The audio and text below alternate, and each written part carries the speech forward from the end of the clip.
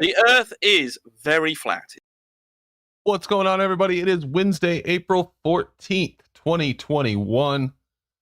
Threw me a little off there because I didn't hear Rumpus's voice, which was a little weird. I wonder if you guys heard it. Hopefully all the sound is okay out there, but having some weird glitches the last couple days. Anyway, what do we got going on? Who do we got in chat? We've got Ian Adams, Almost Unbelievable Ranty, YouTube, Dan Morris, Alexander Lightwater, Matrix Media, Michael B, Chrissy Heavey, Anthony Burrows, Amanda Young. Hey, Amanda.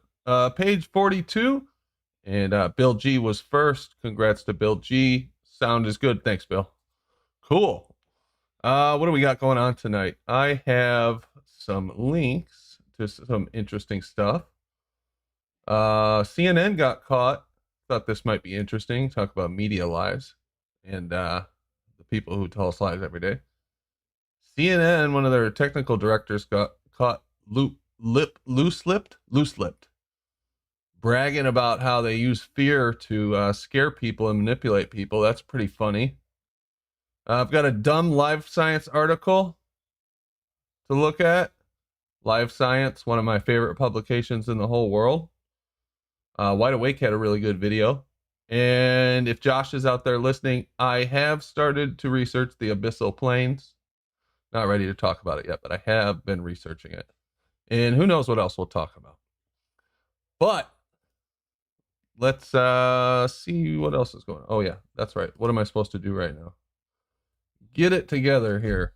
Let me give you the donation link for Streamlabs. If you want to donate to the show, you can do it through Streamlabs. And it cuts Google out of the middle.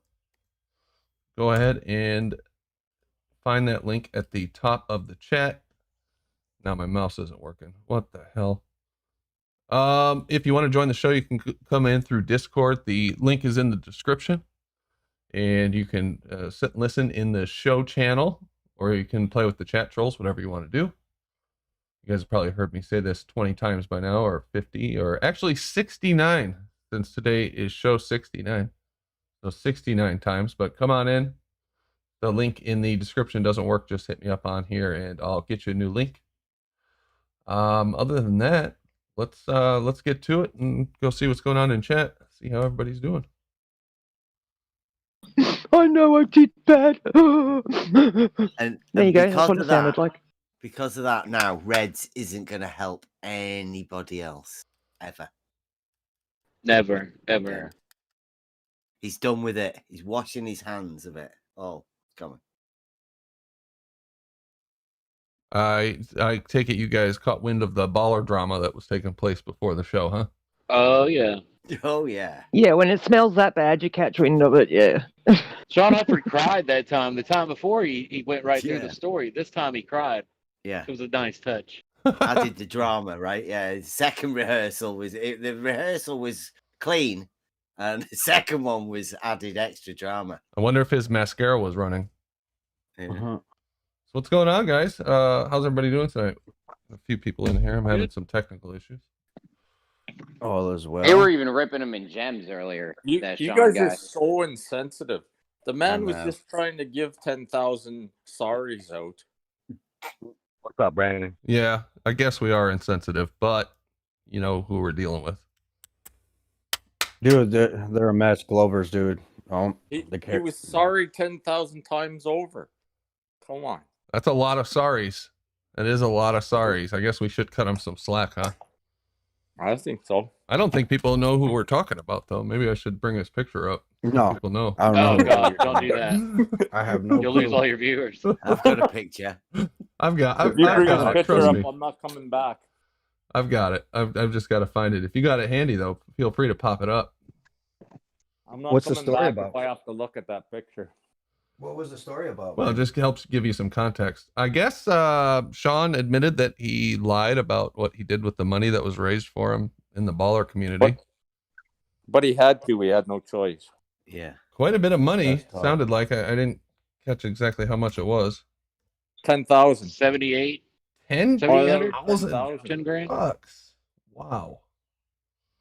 That's a good chunk of change, man. Those ballers got money to throw There's around. nothing. Nobody got rich. Nobody got rich out of any of this stuff. Sly kept saying that. He made sure that everybody Yeah. heard that. He wanted you to know he didn't get rich. Yeah, nobody got rich out of anything. Well, I guess as They long might as have no one got rich, then some- it's okay to Yeah. rip people off. yeah. Mhm. There's Sean for you, just so you know, give you some context behind what we're talking about. I'm leaving the server now. Yeah, I never seen him. I Yeah, never see seen ya, him. man.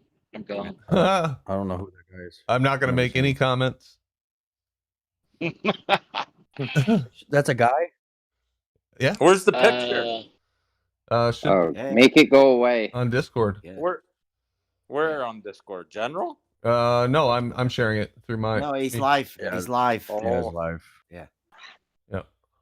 I'm about to mute myself if you shout me out. Yes, I'm muted. pretty please make it go away. Right? Yeah, I don't even know who that guy is. Well, I never seen him. Tony told us that was a car accident that did that.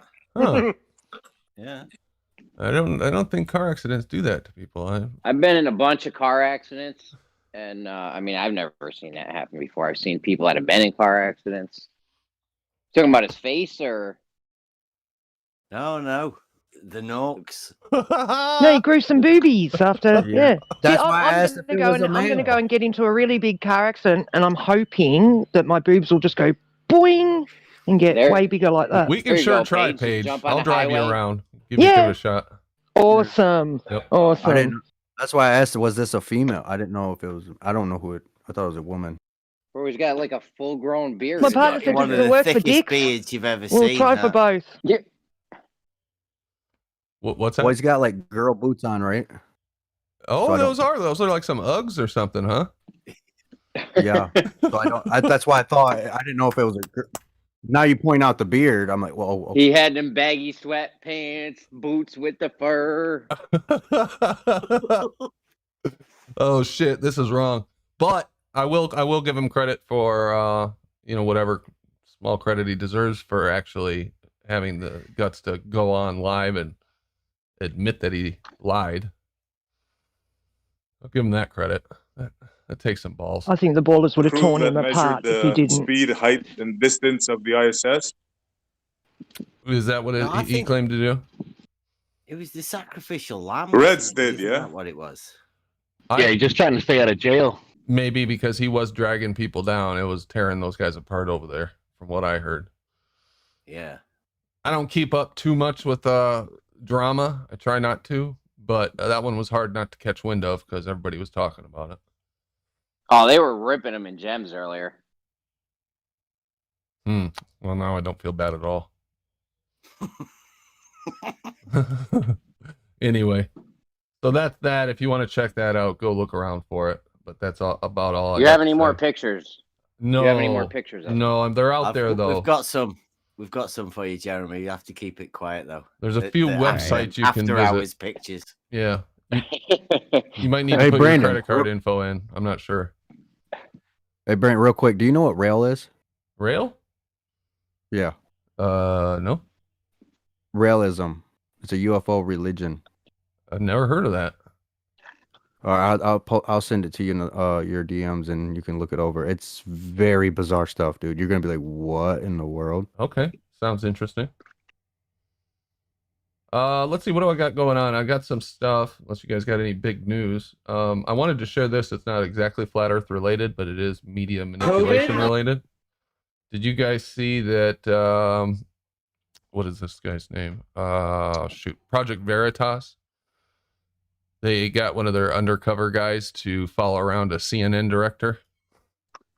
The guy was like getting drunk at a bar, running his mouth about how they manipulate people with fear. And that's why they put the COVID death toll up. And they basically, their job is to manipulate people. Any of you catch wind of this? I mean, that's all something we knew, but check this out. Yeah, it's old. They have him on camera. Oh yeah, they got him on camera. So he's at a bar. They always take these guys to a bar, and these guys can't help but brag about what they do. Nice. Booze them up and let them talk. Yep. These Project Veritas guys catch a lot of people. It's very political. These guys are definitely right wing. I'm not so much as interested in the political side as I am the fact that they get Facebook and all that other shit. All those companies and all the media organizations. They get people that are pretty high up to admit the stuff that we all know, but they won't say. So I'll post a link to this. Check it out. CNN is a bag of shit. Everyone knows that. And nothing they say can be trusted. And nothing the media says can be trusted, which is one of the reasons we're all sitting in this room right now. I would say. Right. So Where are you going to put the link for that, in general or what? yeah, I put it in general. Okay. Some pretty interesting stuff he says in here, especially the part about fear. Yeah. Let me see if I can find that. And how their number one job was to get Trump out of office, and now that they're done with that, once some time passes, they're going to move on to global warming and start trying to scare the shit out of people about global warming. They've been scaring shit out of people about COVID because it drives ratings, and it's been gangbusters for CNN. And anybody who thinks this is just limited to this one quote unquote news organization is out of their fucking head. Or just this topic in politics. This is all manipulation. We all know this. Brandon, in the United States, if I'm not mistaken, there's 3 corporations that own all the media, the thousands of media outlets. Yeah, it's all consolidated. Is it 3 now? It keeps getting less and less. I believe it's 3 now. Yeah. News doesn't tell me the whole truth. Yeah, Rob, I'm sorry to break it to you, buddy, but yeah. Imagine that. Sons of bitches. Yeah, man. Imagine that. I know it. Who's this guy's name? I was being a little bit facetious, by the way. I could tell. I was too. Brandon, what's this guy's name? I'm on mute. Charles Chester? Charlie Chester. I want to see if he's a rail. That sounds like a fake ass fucking Charlie Chester. Is that even a real name? Charlie Chester, CNN director. I think Katz is using a different photograph now. What are you Did talking you guys about? hear about that? No. Yeah, he's got a different photograph now. What do you mean? His profile picture? It's Bev's. No, Yeah. he's Katz. He's using Bev's photo now. Huh? What are you talking Yeah. about? Dell had it in his video that he put out earlier. Let me look. Oh, you mean for the Blackpool picture? Yeah. Huh. He switched to somebody- using your somebody photo. Somebody must have sent Katz the photo that I showed you guys that I took the other day. And now they're using that as part of their evidence for the absolute curvature, I think it says. I heard you had some good globe evidence. Yeah. Yeah, that's what it is. I'll go and find the clip in it. It's in the comments of that video that you're looking at there. He's talking to Beyond the Imaginary Curve, and he tells him that I've also been there to confirm their findings. I saw Nice. Beyond the Imaginary's Curve video, video earlier where he discussed this and pretty much ripped conspiracy cats apart. I thoroughly enjoyed that. Yeah. Well, in that comment there that he was saying, Conspiracy Cats mentions my photo as though I'm on his side. Strangely enough. Huh. So I think Ranty put it in there as well that he's going to be using it as part of his evidence. Yeah, those guys are doing something on Saturday, Ranty and Katz and Ruhif. Yeah. I guess they're going to be calculating curvature or something. Yeah, nice. Yep. Let's see. It's not in this video. Your picture isn't. No, he said it's in the comments for the that he's talked when he was talking to Dell. Oh, okay, I got And you. Okay. in Dell's video earlier, Dell goes down and looks at the comments that Conspiracy Cats has been talking to Dell, and he mentions my name and that picture that was we posted in here. Gotcha. And Dell's video is called "How to Create Fake Curvature with a Camera." He's got to get a sun shield or something. Turn the brightness down on his camera. Kind of a weird look. Yeah, I was reading through these earlier too, and I did see a little. Oh, it was in the video. That's right. Yeah, I get what you're saying. Yeah. Okay. Yeah, it was on the one that you were just watching, the Conspiracy Cats one. Okay. Right. It's the comment is in the comments for that video. Oh. Where he mentions the picture that I brought. And he brings it up here. Yeah. Yep. Yeah. He brings it up in the video. Yep. Yeah, I thought it was strange, right? That Conspiracy Cat seems to think that picture that I brought you guys as a white swan, because it's just a picture, right? You know, just a picture of Blackpool Tower from that position seems to prove curvature now. So, I mean, that's great that any old picture that you take now proves the globe. Well, of course. Well, what if they had taken the picture? What if they had taken the picture through an auto level? Would that make a difference? No. That was a joke. I don't know. That was a joke. Yeah. Well, I do have a picture of an auto level. That proves curvature too. Very same place. Yep. If you take a picture of an auto picture. Level. Yep. Yeah. Those shots fired at B-ball. Well, if you're calculating curvature, any old picture will do, won't it? You just change your calculation and bingo. I'm waiting to see with bated breath on how this curvature is calculated, because I'm betting it's got something to do with a triangle. And, you know the things about triangles. Yeah, the angles of the triangle. Yeah. It's got 3 straight sides. Indeed. Yep. That is the definition. Yeah. Yes. Yep. Yeah. So I'm waiting with bated breath to see how straight-sided triangles can prove a curvature. Well, I don't hold up much hope myself, but I am interested to see what Ranty has to say and why he was so impressed by the picture. But either way, it's nothing new to look at a picture and calculate in and read in what you want to read into it. Like I said the other day, if your model is unfalsifiable optically, you can't use a optical observation to prove your model. I just think that is ridiculous. Here's our model. It's completely unfalsifiable. Anything you show us, we'll claim fits our model. But here's a picture that proves our model. That anyone can take as well. I mean, how ironic would it be for Ranty to have took all of those pictures and then find a picture off Facebook that somebody else has took from half an hour down the road, and that be the picture that somebody takes, right? And I go there the next day after seeing that video and take pretty much the same picture. It's like it's a normal picture. There's nothing unusual about it at all. Yeah. Well, we'll see what they have to say. Yeah. All right. Oh, shit. It's really bumming me out. My mouse isn't working. Okay.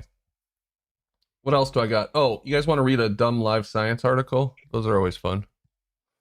Yeah, let me read this. Hey, Brandon, can I make a take on that rail before we get into that? Yeah. Okay, so I'll just briefly run you through it. It was made in 1970, right? It's a UFO religion. It's a new religion.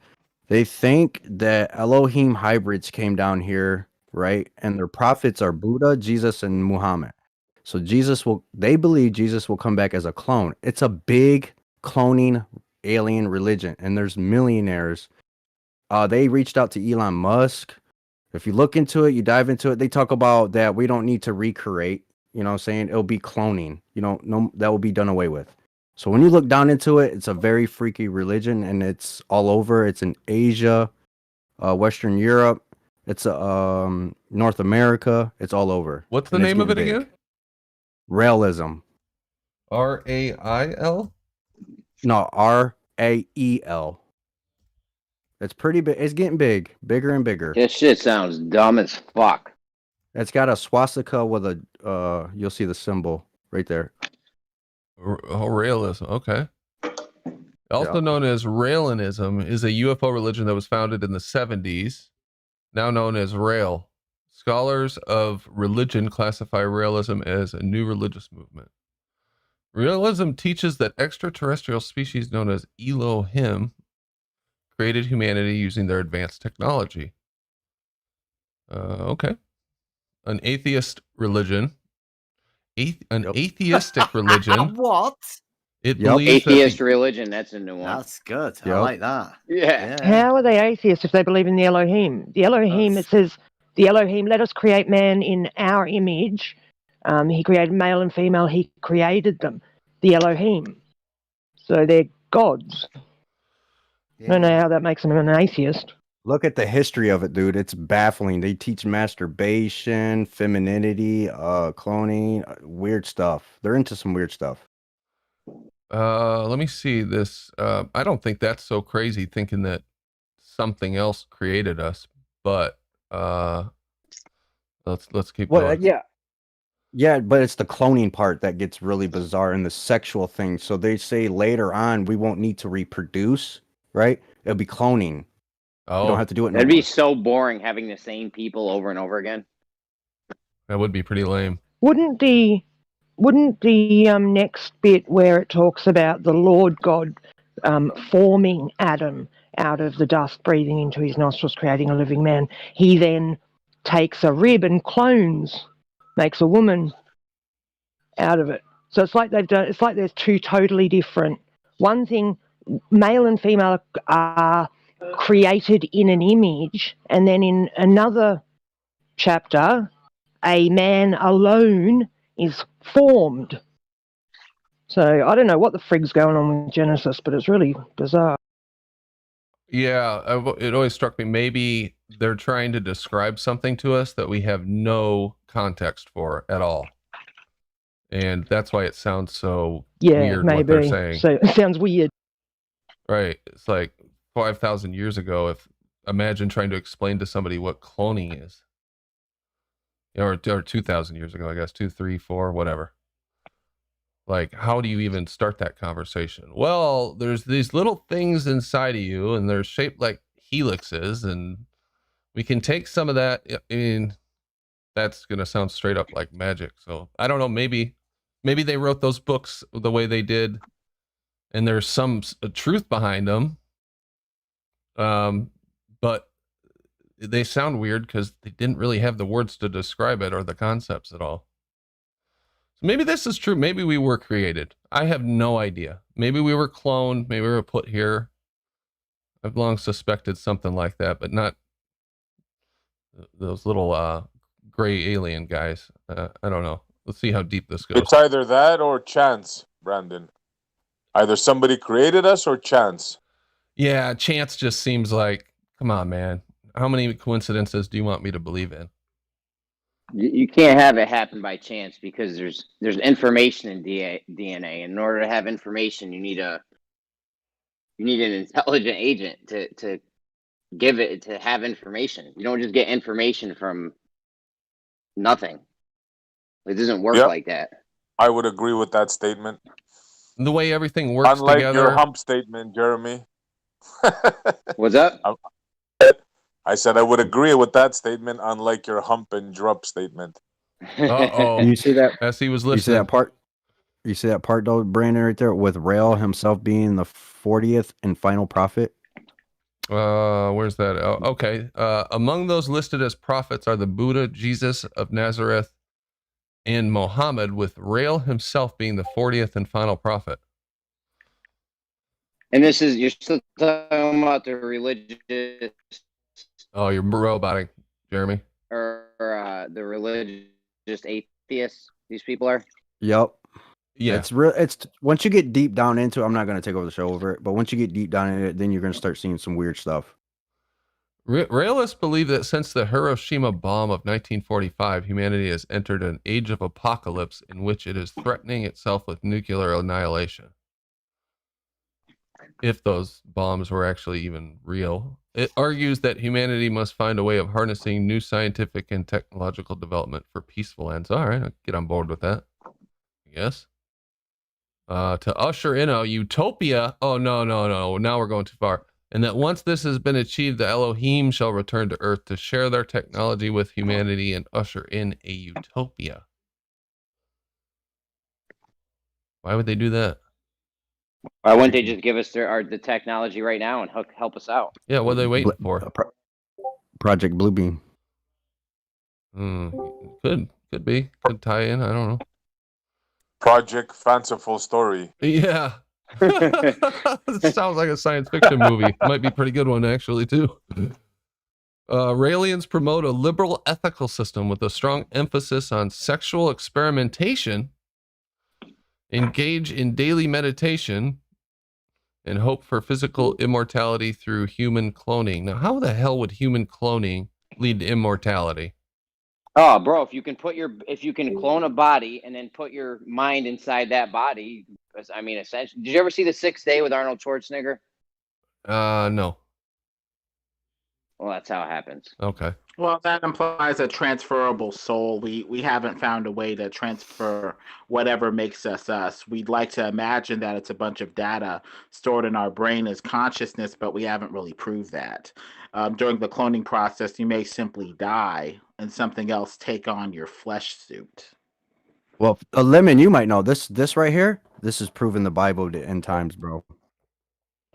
Well, the Bible also says that the life is in the blood, so something would be alive, but whether or not it's you remains to be seen.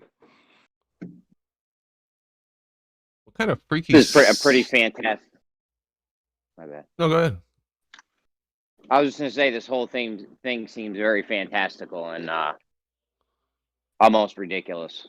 Yeah, almost. In 1997, Rail launched Clonaid, an organization focused on research in human cloning that was led by Senior Raelian Brigitte Boiselier.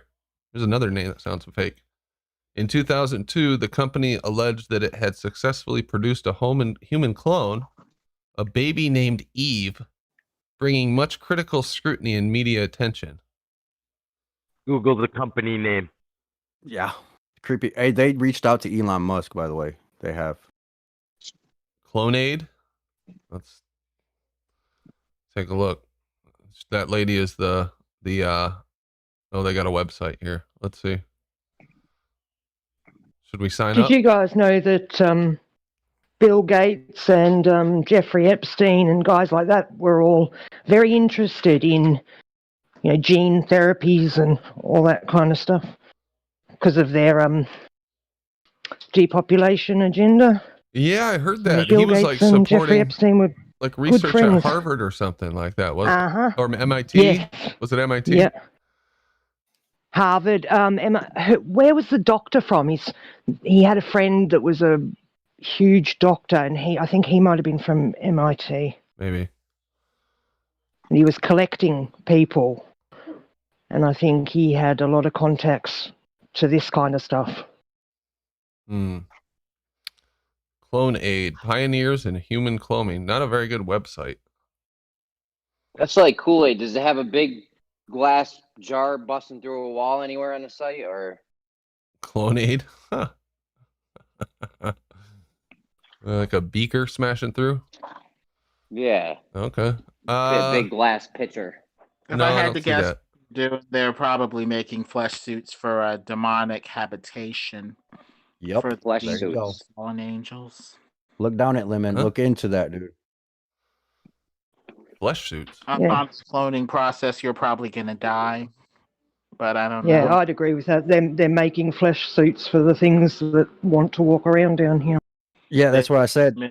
They talk That's human, but they're not. It's like body snatchers. So Lemon, they believe that Jesus is going to come back as a clone. But they're atheists. What? I don't know, man. Yes, they believe it. Yeah, bro, I've been digging deep into this the last week. You got a bunch of atheists running around saying Jesus is going to come back. Well, Ron Wyatt found blood that had 24 chromosomes. Most humans have a complement of 46. So I don't know how they're going to clone Jesus. Normally, you need half and half to make a whole human.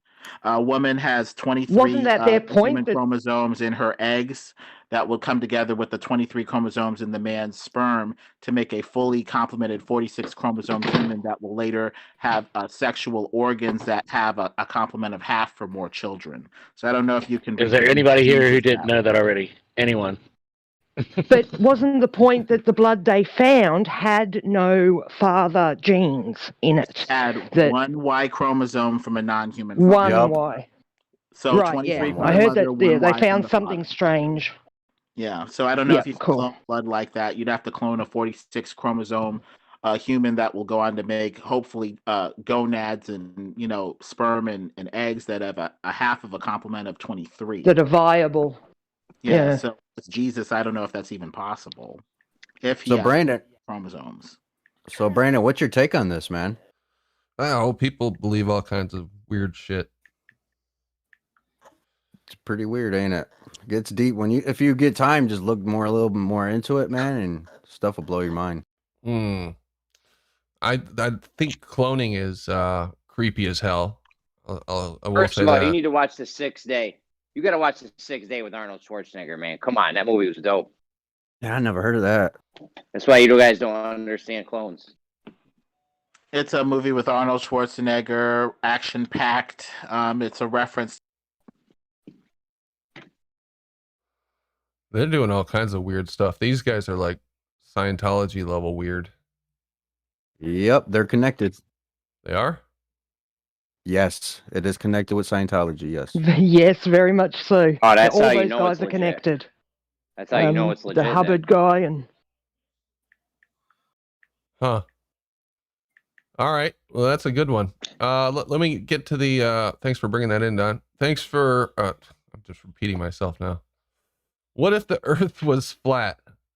Things would fall apart dramatically and fatally. You guys want to hear some bullshit? It's always fun. Yeah, let's go. This first sentence why was... I have to see this. I want to see that. All right. The earth is a sphere. That's the first sentence. This is a simple fact that humans have known for thousands of years. It was incontrovertibly confirmed as soon as the Soviet Union launched the Sputnik 1 satellite in 1957, and it went, Beep, around beep, the globe. beep. Or did it? Or did it? Yeah, right. Right. Yeah, because there was Guys, they were you a can't trust the trustworthy Russian- government there. Yeah. Totally. If you can't trust the Russian government, who can you trust, really? Exactly. Why would they lie, right? Yeah. What would they have to lie for? I mean, what would be the reason? Silly. For a cool bonfire story? Probably because they're Satanists and Masons, sworn to secrecy. They'll be dissing the Masons. Nevertheless, a small but vocal group of people who insist that the world is flat, so-called flat earthers, have emerged online in recent years, and they seem to be sowing doubt about the most basic aspect of reality. Really? Huh. Because I've never experienced curvature or rotation or any of that shit. Have you guys? Doesn't seem to be a basic aspect of reality to me. No, it's certainly not any aspect of reality for me. And living near water all my life, big lakes and stuff, when there's no wind, those lakes mirror reflection. Still as. Don't feel Well, no B-Ball movement. was in Gems earlier saying we could see curvature from the ground level. So maybe he's Oh seen my it. goodness. With Yeah, an maybe if auto you're level. drunk. Well, yeah, Soundly B-Ball's- has it. Come on, guys. Soundly, he B-Ball's should win an wife- award. B-Ball's wife says the earth is flat. Oh, don't start that, please. Many flat earthers put a great deal of effort into concocting alternative explanations for why the world behaves as if it's round when it's actually flat. I don't feel like we're the ones concocting anything, to to be honest. No, they concoct stories about why it's round when it actually looks flat. Right. That's the truth. Yeah, we're not the ones that are explaining away, concocting things and explanations for all of the impossible, fantastical shit that is supposedly going on. This is just them projecting. It's projection. Even though a spherical Earth clearly fits the observations humans have made about the planet over the last few millennia, getting further and further back, few millennia. However, come on, 1,000 years ago, earlier. We've known the Earth was round for 8 billion years. I mean, come on. Yeah, ever since man was riding dinosaurs. Did Jesus walk on flat water or curved water? Good question. Jesus. Jesus can only walk. It only works on curved water. Yeah, that's one of the proofs. Was it a drop or a hump, Jeremy? Yeah, that's it. You don't. I'm just busting your. However, if Earth somehow were truly flat, it would not behave much like the planet we know today. In fact, humanity and everything else would be very, very dead. Yeah. Very dead. Wouldn't Not be a just planet half at dead. all, would it? Very What? dead.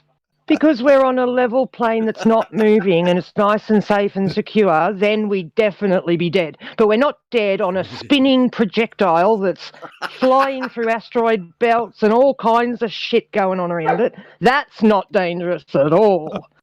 Nope. Nah. Yeah. Proofs we're here, so it must be, right? Yep. Yep. Everyone knows that. And it's true because I made it That's up myself. the worst. That is the worst globe proof I might have ever heard, and I've heard some ridiculous shit. Let me read it one more time.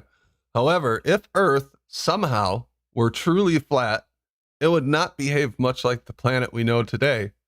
In fact, humanity and everything else would be very, very dead. Wow. What? But they That's don't the say wor- why. that Notice they don't Wait give you a a minute. reason Wait why. a minute. They got photosynthesis inside a glass jar. Everything's what? That is So they're because of really shape, scraping the bottom of we the have barrel life. now, guys. Like, oh boy, that's a stupid sentence.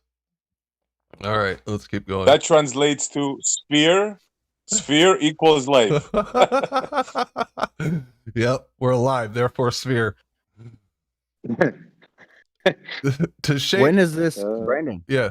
When is this posted? When was this posted? Well, this is actually, it's a couple years old. It's from 2019. Oh, okay. Somehow slipped Yeah. by us, this genius work of literature.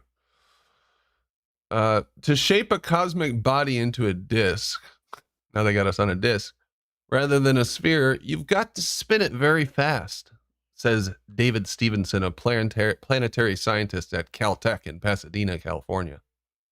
You did say cosmic body, right? What an incredibly convenient scientist to be, a planetary scientist. but they do assert that everything is spinning into disks. I just watched a video where Michelle Fowler and all those astrophysicists were talking about how everything in the universe is spinning into disk shapes and Sure, how go get a flat ball of the universe is. Go get a ball of pizza dough and just start spinning that shit. You're gonna have Yeah, a it fucking goes nice. flat. You're gonna have a nice bottom for your pizza. Yeah, hope they're nice, not- safe, secure, flat, motionless bottom for your Sauce, pizza tops cheese. to sit on and not fly off. Yeah. Come on, guys, to shape a cosmic body into a disk, you've got to spin it very fast. Wow. But I thought all cosmic bodies spun due to gravity into balls. What's going on here? Yeah, That's why the Earth is that an is oblate one of the sphere, rules because that it would they spin have out like a that, right? pizza. So does When that is it gonna mean? get So we flat? have Does that some mean that conflicting information. eventually Well, is it Earth going to starts- spin out into a pizza then? Right. That's what I was Maybe it gonna say. already has. Yeah, Brandon. Yeah, Yeah. from it's gonna go from pear to pizza. Yeah. Okay, so we're just in the middle stage between a sphere Earth and a flat floating cosmic body at disk. You Yeah, all we've lost. got the Yeah, we're at the pear 14K stage now. bulge at the equator. That's where it's starting to flatten out. Like it's squished at the top and bottom, and it's a bit wider at the equator, like Neil deGrasse Tyson says. So we're well on our way. Brandon, maybe Yeah, like kind of like 100 pear shape. maybe 100 years from now, or a couple hundred, if we're still around, then they might say, well, the Earth is now becoming flat. Yeah, and then they'll be like, They're gonna no have one to ever thought. People have known that for thousands of years. No one ever thought the Earth was a floating ball. You dumbasses. It's crazy. Yeah. What are you guys nuts? That's how they're gonna Yeah, do what it. are you We should thinking, stop you giving them idiot? ideas. Yep. We should stop giving them ideas, guys. That's how they're gonna do it. This would unfortunately destroy the planet by tearing it into tiny particles. In the 1850s, astronomer James Clerk Maxwell showed mathematically that a solid disk-like shape isn't a stable configuration in the cosmos, in work he conducted regarding Saturn's rings. Maxwell's research predicted that Saturn's rings would be made of lots of small unconnected particles. He turned out to be right. His math also explains why there are no planet-sized disks floating around the galaxy. Yeah, we'll ask him, how did all that massive ball sphere of gas coalesce? How did gravity do that? I'm sure they've got a story. To flatten Earth without spinning it very rapidly, you'd need magic or perhaps a galactic panini press.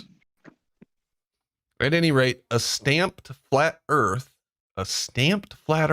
wouldn't last for long. What? Why? Huh? What do you mean it wouldn't last? Don't Yeah, make when you no use their Yeah, fucked why? up What on when you earth? use their maybe when you use their fucked up cosmology and math, yeah, but Wait, Yeah, but, if you hey, stick our model inside their space, that's what they do. then That's what sure, they do, it doesn't yeah. work. Yeah, but yeah. if you're going to actually rebut our claim, then you need to take that space away completely and look at what we're actually saying. Yeah, what about that old guy that had that big old gigantic jar for like years, right? And it just like photosynthesis, like I said earlier, it just I kept watered it regrowing. once in terrarium. like 40 years. Yeah, and it's kept Terrarium, regrowing. yeah. Photos. Yep. Yeah. At any rate, a stamped flat Earth wouldn't last for long. Within a few hours, the force of gravity would press the planet back into a spheroid. What the fuck? I was about to say that as a joke, but I said, nah, they won't. They wouldn't. Wow. Nothing can survive being any shape out besides a sphere. Everyone knows that. Mm-hmm. I mean, you can Like only the last a ISS. few minutes shaped like anything but a perfect sphere. Like the Geometry ISS shape. or the Voyager or maybe an astronaut doing a spacewalk, everything gets destroyed in hours or minutes. Yeah, no. Yeah. Yeah, those astronauts aren't perfect spheres. They look kind of human to me. Why aren't they being torn apart? Wait a minute. Why is the ISS not turned into a perfect sphere? Yeah. Or the Hubble telescope. Because they're or full Right. of Cassini, shit. That's Cassini why. or any of it. Dude, this article is trash. Throw it away, Brandon. Oh, Bev, Throw it don't away. wake us up. We're still dreaming. No, save that article. That has the dumbest thing I've ever heard of. Yeah, What was that dude. line? Well, What was that dumb. line? Everything would be dead. That's everything how we would, know it's everything would be dead. I'll read it one more time before we quit this.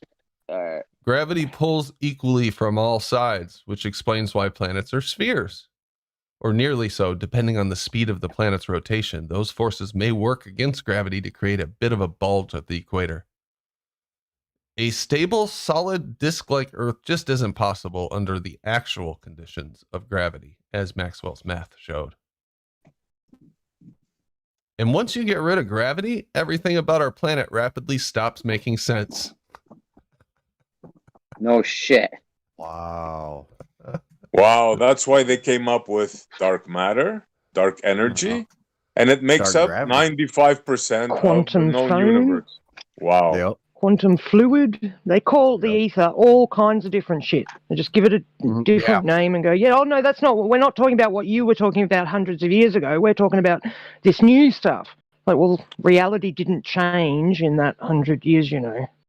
Well, if space is a substance, it could be spinning and giving us Coriolis forces, the Iotba effect where you go east and you weigh a Absolutely. little differently going west, but the Earth doesn't necessarily need to move. It could just be the substance of space itself, the ether. Or it could be a different realm. We only can see or visually see through the Earth's atmosphere. There's no Coriolis forces Yeah, on what the if Earth. it's a different dimension up there? Like, Right. Yes. Well, yeah. if you 'cause want that's why. to duplicate, what's that? That's why when those astronauts, so-called quote-unquote astronauts, say they can't see stars, can't see stars, can't see stars, because higher you go, it's going to be impossible to see if they're in a different dimension. Third dimension?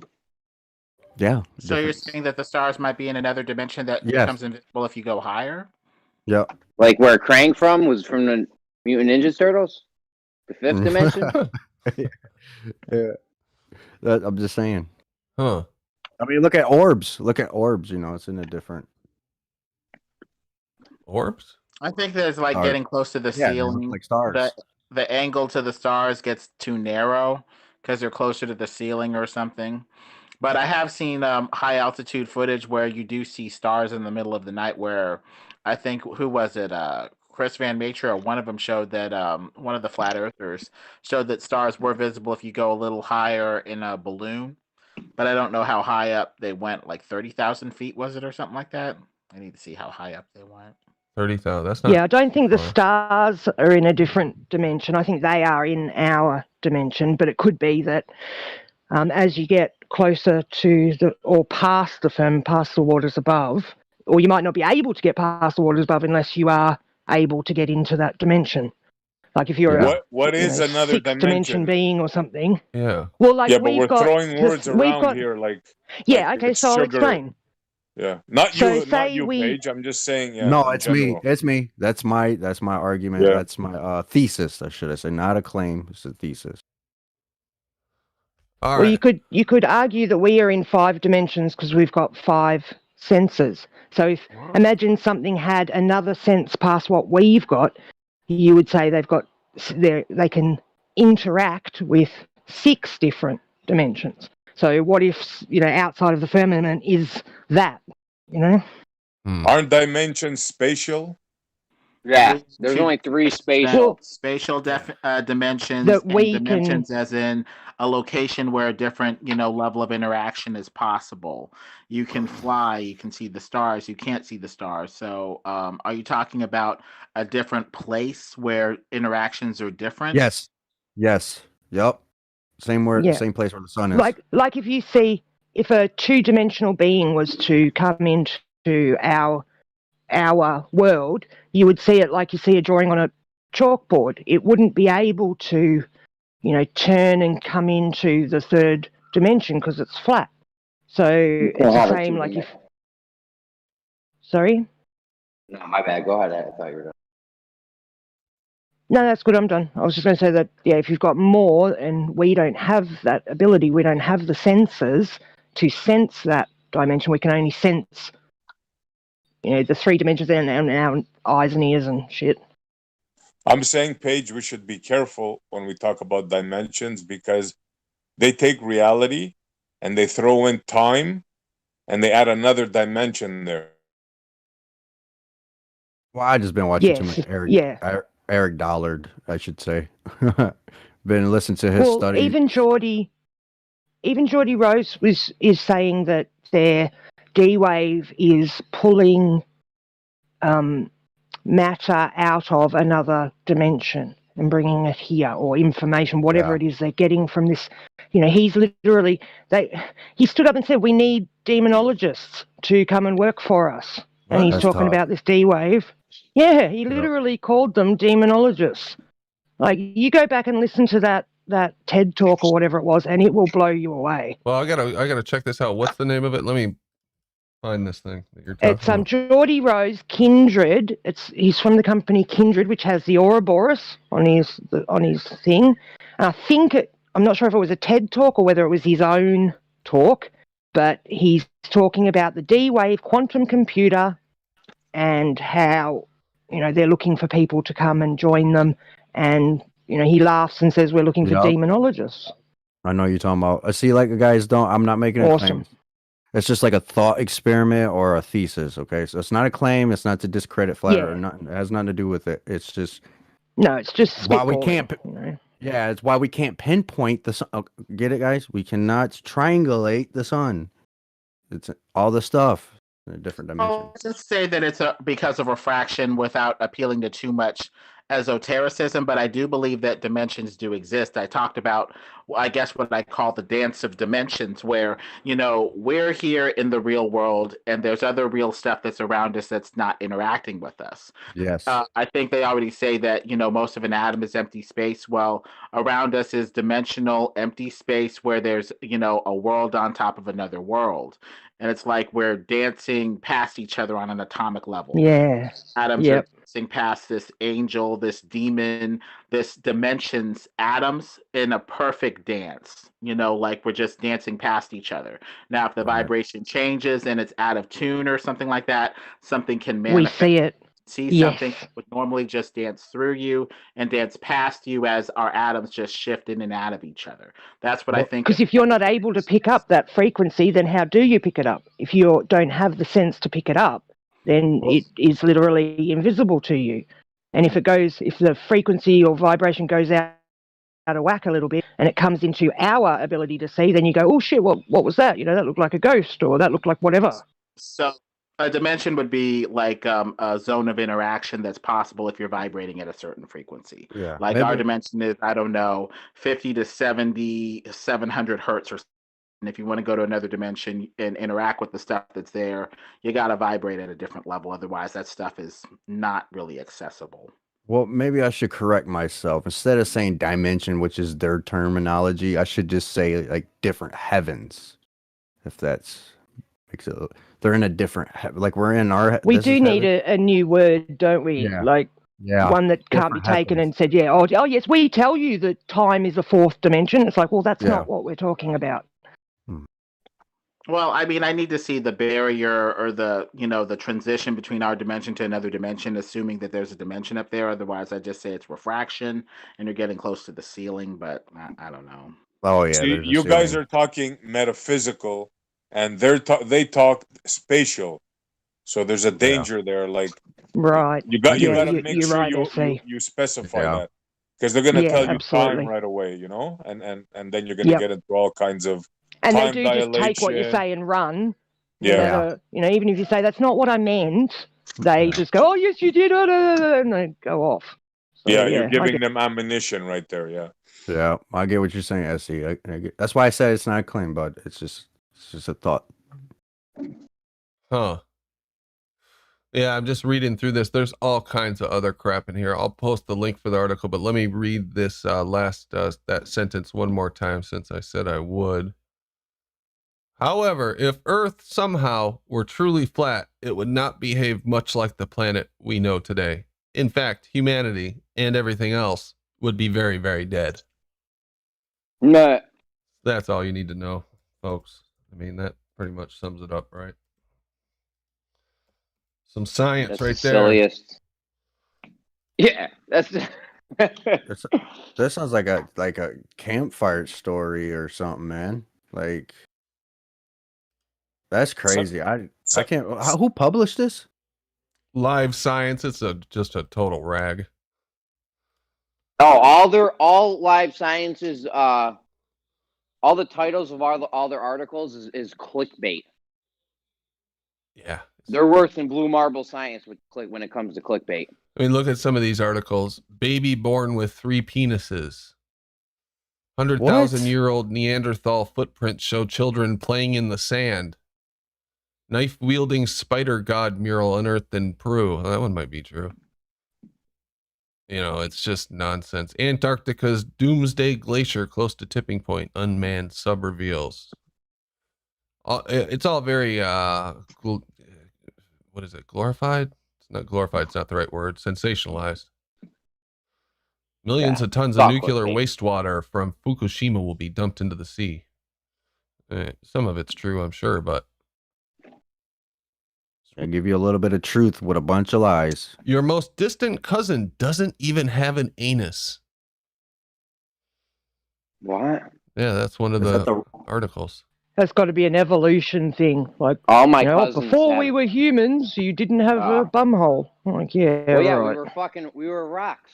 Yeah, rocks. Yeah, dude. complicated rocks. Yeah. I was gonna say all my cousins, they all got buttholes. So I don't know what the fuck they're talking about. I was looking into the castrati last night, and I had no idea that they actually would remove the penis sometimes as well as the testicles. They've got like paintings of men lying down with another man, grabbing hold of his jewels with a big machete in his other hand, like What's old this? paintings and shit. Huh? For What? castrati, back when they had kings and stuff, especially in the Orient, in the Asian places, to make sure that his queen was never impregnated with anybody else's sperm, the only men that were allowed in the inner castle bit where the queen was were men who'd been castrated. And That's right. then so they did it to those kinds of men, and they were treated very well, like, given everything they could possibly ever want for doing this. And then the other group is the ones that did it for the choir singing abilities, being able to hit those high notes but have the power of a male chest and a male set of lungs behind the notes. So they would do it for, these young boys, 8 years old, anywhere up from about 8 years old. They would castrate them. That's and twisted. yeah, That's twisted. isn't it? And it never stopped. It never stopped. I mean, think about a couple of male singers, who have really high-pitched voices but can sing with a lot of power. They're not around anymore, but damn, they were powerful singers. I wonder why.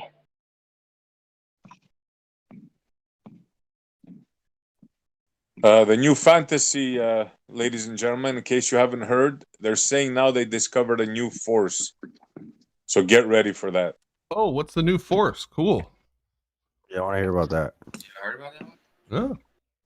No, is that Yeah, dark it's supposed gravity? to be a The fifth. muon, and they're not The fifth sure, force. but because of the Dark- vibrations and blah blah blah.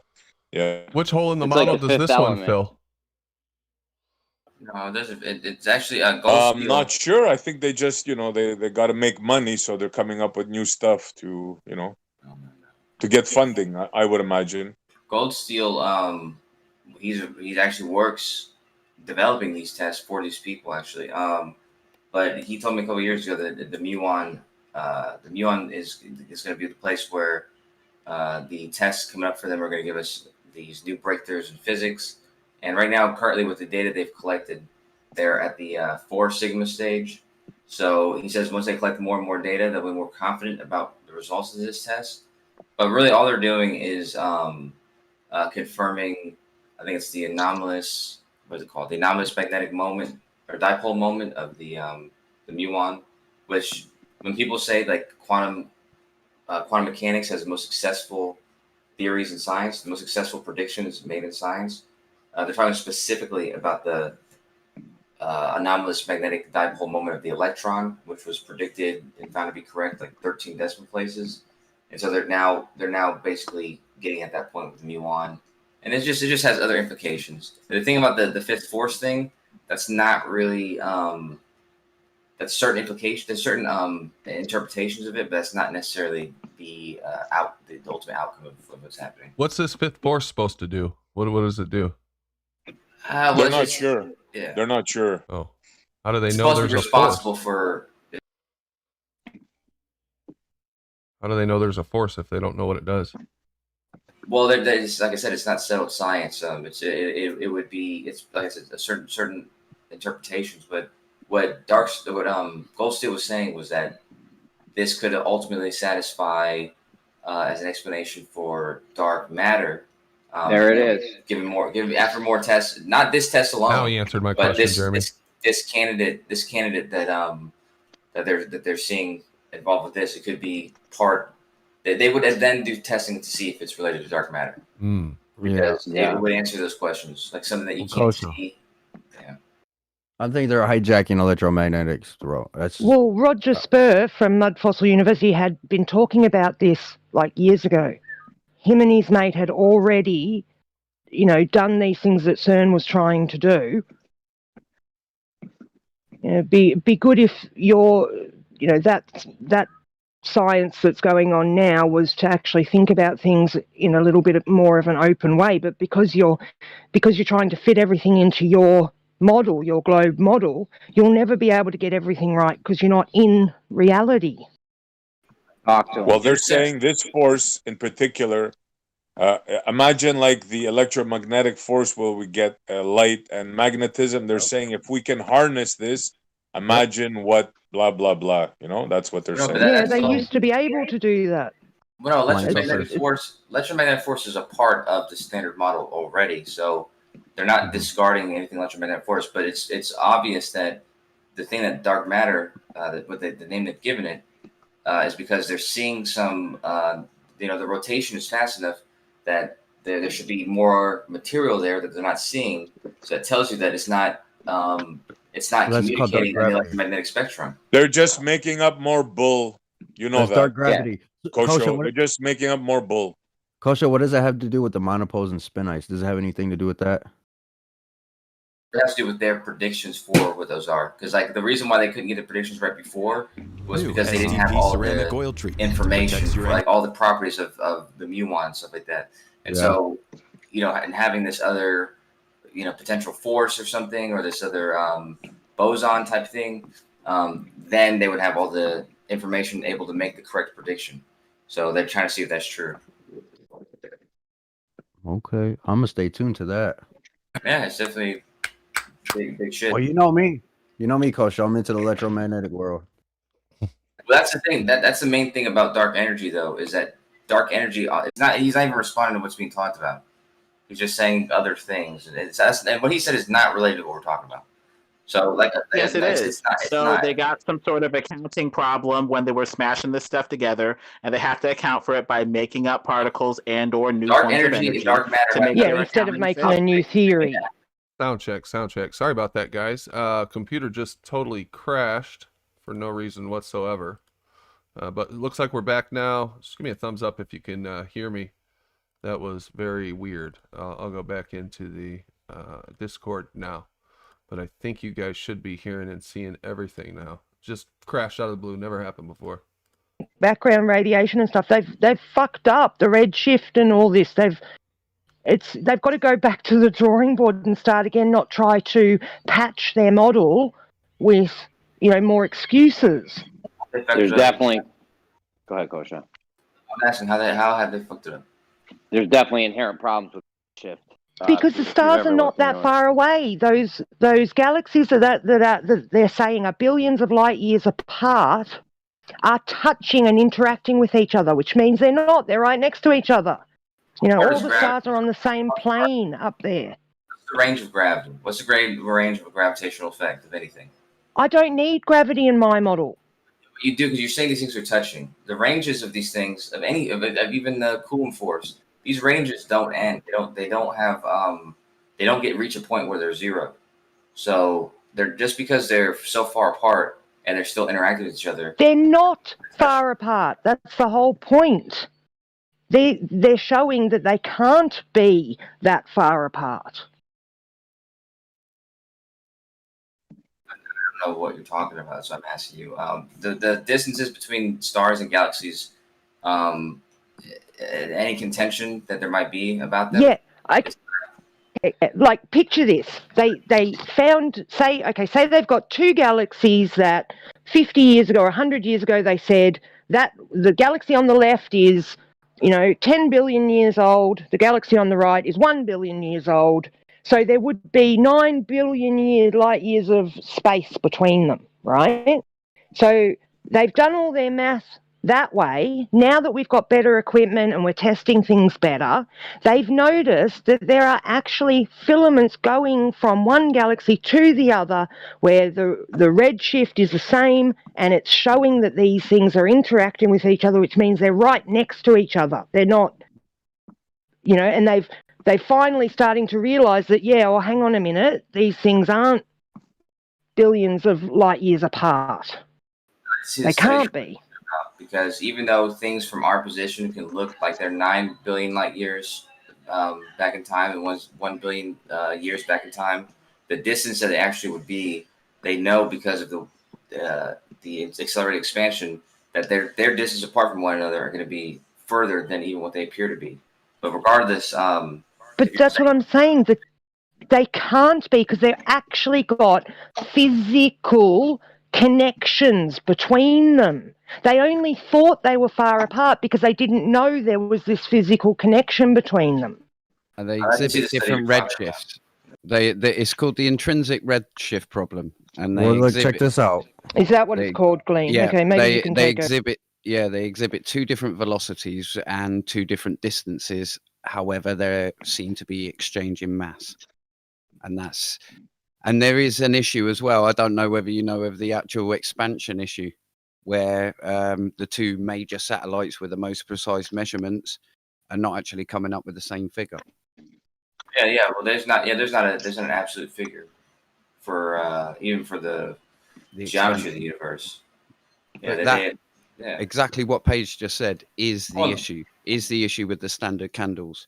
The standard candles have all been put out, and it may be that they're incorrect. Some of them are incorrect, and the distances are incorrect. Yeah, so maybe we just need to start from the beginning and try these equations again, not thinking that they are billions of light Maybe years just away, present- thinking... Yeah, maybe present one of the studies that you're talking about. That way, I can become aware of. Yeah, what Holton you're saying. Arp. Be on the same page, Holton Arp. maybe. Holton Arp. Yeah, Holton Arp, A-R-P. No. I don't want to know a name and a problem. I want to see like what I study. you were can't do talking about. anything for you, Kosho. I'm on a phone that won't let me open anything else. When I'm in Discord, it crashes on me. So I'm sorry, Dale, I can't do anything for you. I'll do it. Kosho, Give you me know 2 who this seconds. Verlin dude is? He says gravity. For me, gravity does not We had exist. a long conversation about that the other night. Yeah, we need a recap on that there, because you cited me a paper in a quick rush, and you didn't read it, did you? Have you had a chance to read it I yet? read it there in front of you. No, you read the abstract. You I didn't read read the the entire paper, did you? No, you didn't. I read the abstract. I Entire read the paper. conclusion, I read everything in between. Rubbish. Absolute liar. How What did I could you miss? read an entire paper? It was like what, 7 pages? And you read the entire thing on And we talked Gem's about it for like an hour Discord. and a half. Yeah. Fuck off. Can you speed read? We went through it. We went through the whole You're thing. a liar. No, you just picked out the bit that you wanted to see. Well, no, and you Dr. didn't Bob, read on. Dr. Bob and somebody else had picked things out. I actually wasn't even involved in that conversation. I was reading the paper Well, while you guys were talking. you should have read it. Hey, I Gleam, did. how soon did they tell you did you? not. How soon in the So what conversation did I did they miss? What tell parts you of the that paper your did I own miss? paper We'll go through that, but debunked I'll you? just get you this Holton Arp thing. Oh, I'm on mute. We'll go through That's it if why, you wish.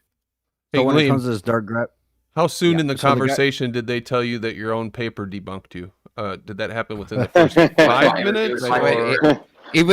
I literally said to Kosho the exact same thing. That Eric Verlind is basically saying gravity is no longer a fundamental force, and the room Right. went spare. The room went absolute spare, and it's a theoretical physicist in fucking Amsterdam University. Excuse the swearing. Yeah, I get called a He's a liar he's whenever a I bring up theoretical- anything no, like this. hold Oh, on. you're lying. That's fine, Paige, but yeah, he's a theoretical physicist. I told you I'd already been into this person. I'd seen his studies. I'm interested in his hypothesis. His hypothesis, however, has been tested, and even though they had some places where it was seemingly impressively predicting certain things, it was falsely predicting other things. And so it's not a correct hypothesis.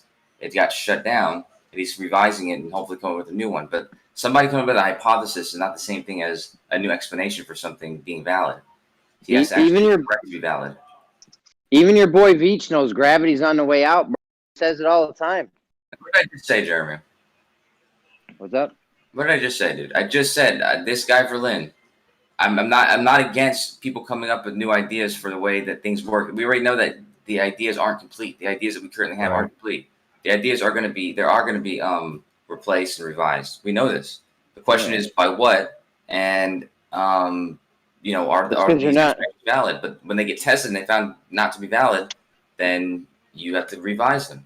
Then they're going to make up gonna another get replaced? fantasy story like dark matter to Yeah. supplement for it. Dark That's what they're matter. going to do, Coach. Dark You matter is know not it. He's calling it dark gravity force. That's his claim now. Dark matter and dark energy, which is Don't different than make no just dark sense. gravity or dark matter. I and dark energy. They're predicted, not Kosho, I replacements. predicted dark galaxies and I predicted dark universes. You watch and see they're going to come up with that, bro. You understand why the word X-ray got named X-ray? It's because they had a phenomenon. They didn't know what it was, what the cause of it was. So they said X-ray, and the name stuck after they found out what it was. Yeah, but that's a dark dope matter, ass dark name, energy, though. because they don't know what this causes. They don't know what's causing this thing to happen. So they call it dark matter, dark energy. It's not an So why explanation. make the claim? It's not a claim. That's what I'm trying to explain to you people. It's not a claim. It's a claim. It's an observation, and they don't know how to explain it. So they're just saying, "Let's figure this out, guys." Right. There's Till a then, hole in our let's give it model. this name, There's blank this name. giant hole, so there must be something else there because we know No, our it's not model's a giant correct. hole. So It's not a giant there hole. has Answer to they be don't have. something It's a else question they don't have there. to. We'll call it dark matter. That's what happened. It can't It's a be question that they our don't have the model answer is to, so wrong. they don't give it a named answer. No way. They just see something causing an effect that they can't see what it is.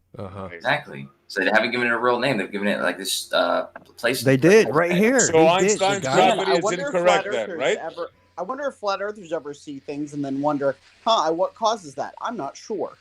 Well, So Einstein's gravity is incorrect then, right? Answer this question. Einstein's gravity, therefore, is incorrect. Yes or no? They don't know that. They don't know what the cause is. That's why it's called dark matter. They don't just see something like that and say, "Okay, everything's wrong." I Guys. didn't ask you about dark matter. I asked you Yeah, about Einstein's theory, which is not a theory of gravity. Is that It's correct or not? It's not compatible with the other successful theory. So they know that there's got to be something that's wrong. They don't know what is wrong. So they're not going to throw out either of them. They're going to find out what's the answers to the questions we don't have the answers to. I'll tell you what's wrong. I'll tell you what's wrong. Earth's not a sphere, and this space-time thing's bullshit. That could I be. second that.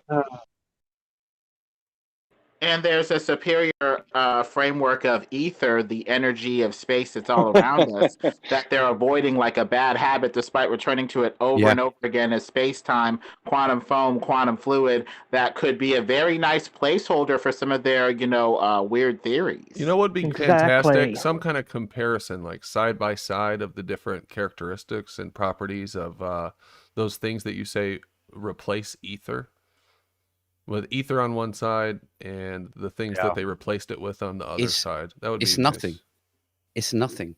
As in, it's geometry.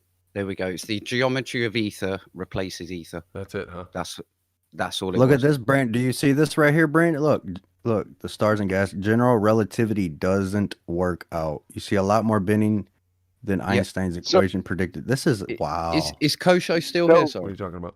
Yeah, right here. What's up? Right here, yeah. you see it? So I just put in the chat. I tagged you in it, I think. Yeah. What is this? Because I can't. That was the whole enough. This doesn't. When I click on it, it doesn't lead me anywhere. Does it not? I can. It gives me like some like a book to buy or something. Yeah. No, that was his catalog. That was his catalog that he done on all the peculiar galaxies and the Redshift associations.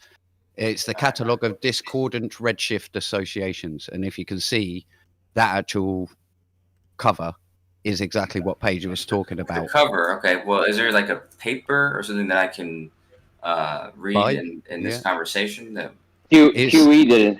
Oh, my bad. Go ahead. There is. You'd have to search it up, but that is the one where he catalogues everything. I think it is about £50 or $75. I'm sure there's a bunch of people that claim to find discrepancies in all sorts of places, but they don't. Kosho, I remember seeing this on a Nova episode, bro. Yeah, either way, no. What I wanted to do is exactly that. I want to present something to you that you presented to me in Gems, and I know it didn't happen on air, but exactly what you just said there. You said, yeah, I read the abstract, I read the whole paper to you.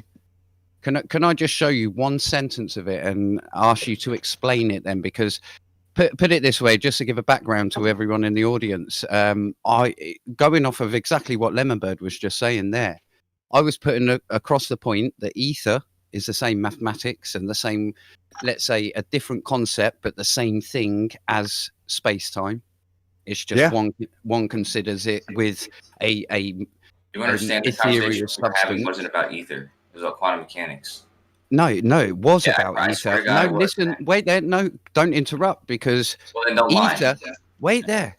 Because we led on to Paul Dirac, and Paul Dirac was saying that due to the quantum electrodynamics, we're rather forced to have an ether due to this background. What was this paper that presented to you? What was it meant to be satisfying? Well, anyway, are you going to let me? I want you to be honest here. Explain. You're going up about in a different conversation. And the conversation we were having was about quantum mechanics and general relativity. Well, why haven't you let me finish that? because You're talking exactly about that. It was to do with the ether. Yes, No, and it that's wasn't. what Paul It was Dirac. To be fair, Well, Coach, hey, you're try kind let of being him, a little Coach. obtuse because you're not You- making connections. It's Coach, in a let lie him that I'm not let going him to finish. partake. So just go ahead and Well, make just There let it. him is no finish. lying. Get back It on was Guys, exactly guys, to do with ether. guys.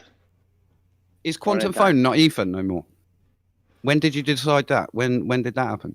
You were talking about quantum mechanics, and the question was that is Mhm. there can quantum mechanics explain why there's orbits around planets and stuff like that? And Exactly. you said, No, yeah, nail on the yeah, head. we weren't talking about ether at all. We were talking about Oh, quantum mechanics and general What? relativity.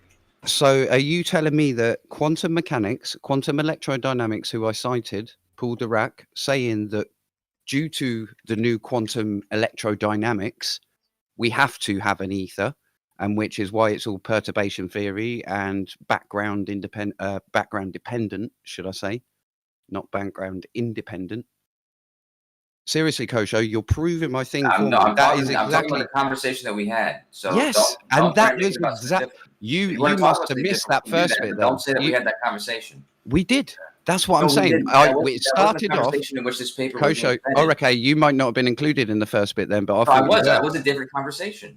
That was a Well, different conversation. either way, my recount of it was, and I was drunk, I will say, but my recount of it was that someone was arguing, or I argued straight away for ether versus space time. They're identical. They're the same concept.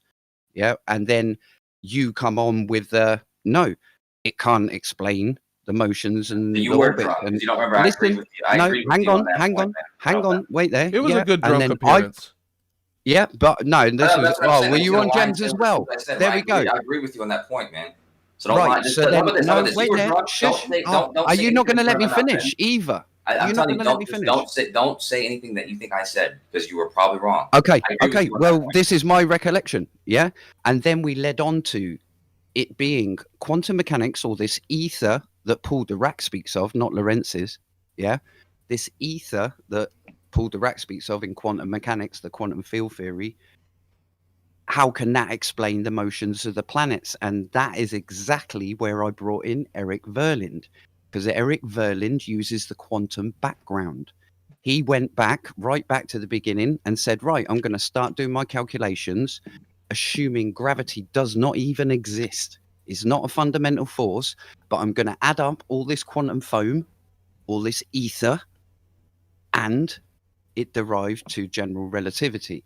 And if I can just share my screen, if that's okay, Brandon. Of course. Yeah, but I gotta remind you, you were drunk that night, man. You not recalling. Yeah, well, okay. Can you counter what I got wrong there? No, I'm telling you right now. You're saying that the context of the conversation is completely left field. What we were Okay, talking tell about. us what it was then. The claim that you made in the conversation that we had. It was a fresh start. The claim was that quantum mechanics completely supersedes general relativity. And I said, really? I said, can you explain things like the orbit of the moon around the Earth? And you said, yeah. And then you pull up Eric Verlinde to satisfy that requirement. At this point, we already were not talking about ether. We already weren't talking about how ether and quantum mechanics or ether and space-time are related. We were talking about a whole new thing.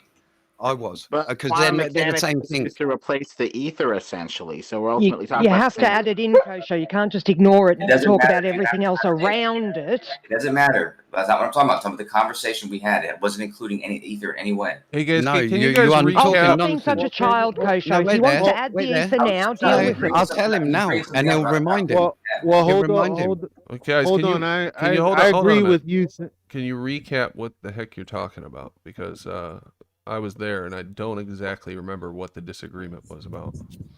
Well, I cited two Nobel Prize winners, Leon Lederman, basically saying virtual particles are ether, and also Robert Locklin, basically saying that ether's relativistic ether's confirmed every day by experiment in CERN.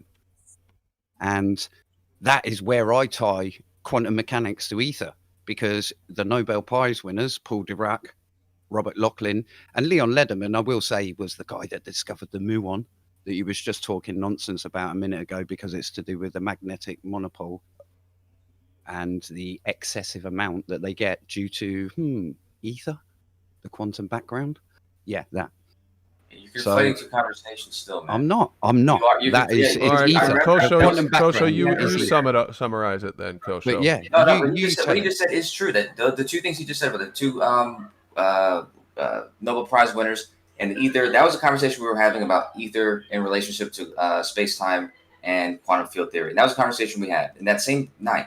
Later on, though, in that same night, a different claim was made. The one in which the Verlinde paper that I presented was in response to, and that claim was that quantum field theory or quantum mechanics can completely supersede general relativity. And I said, give me an example of explaining The moon. orbits, and then he used You said the moon. That was so. Those were two different conversations.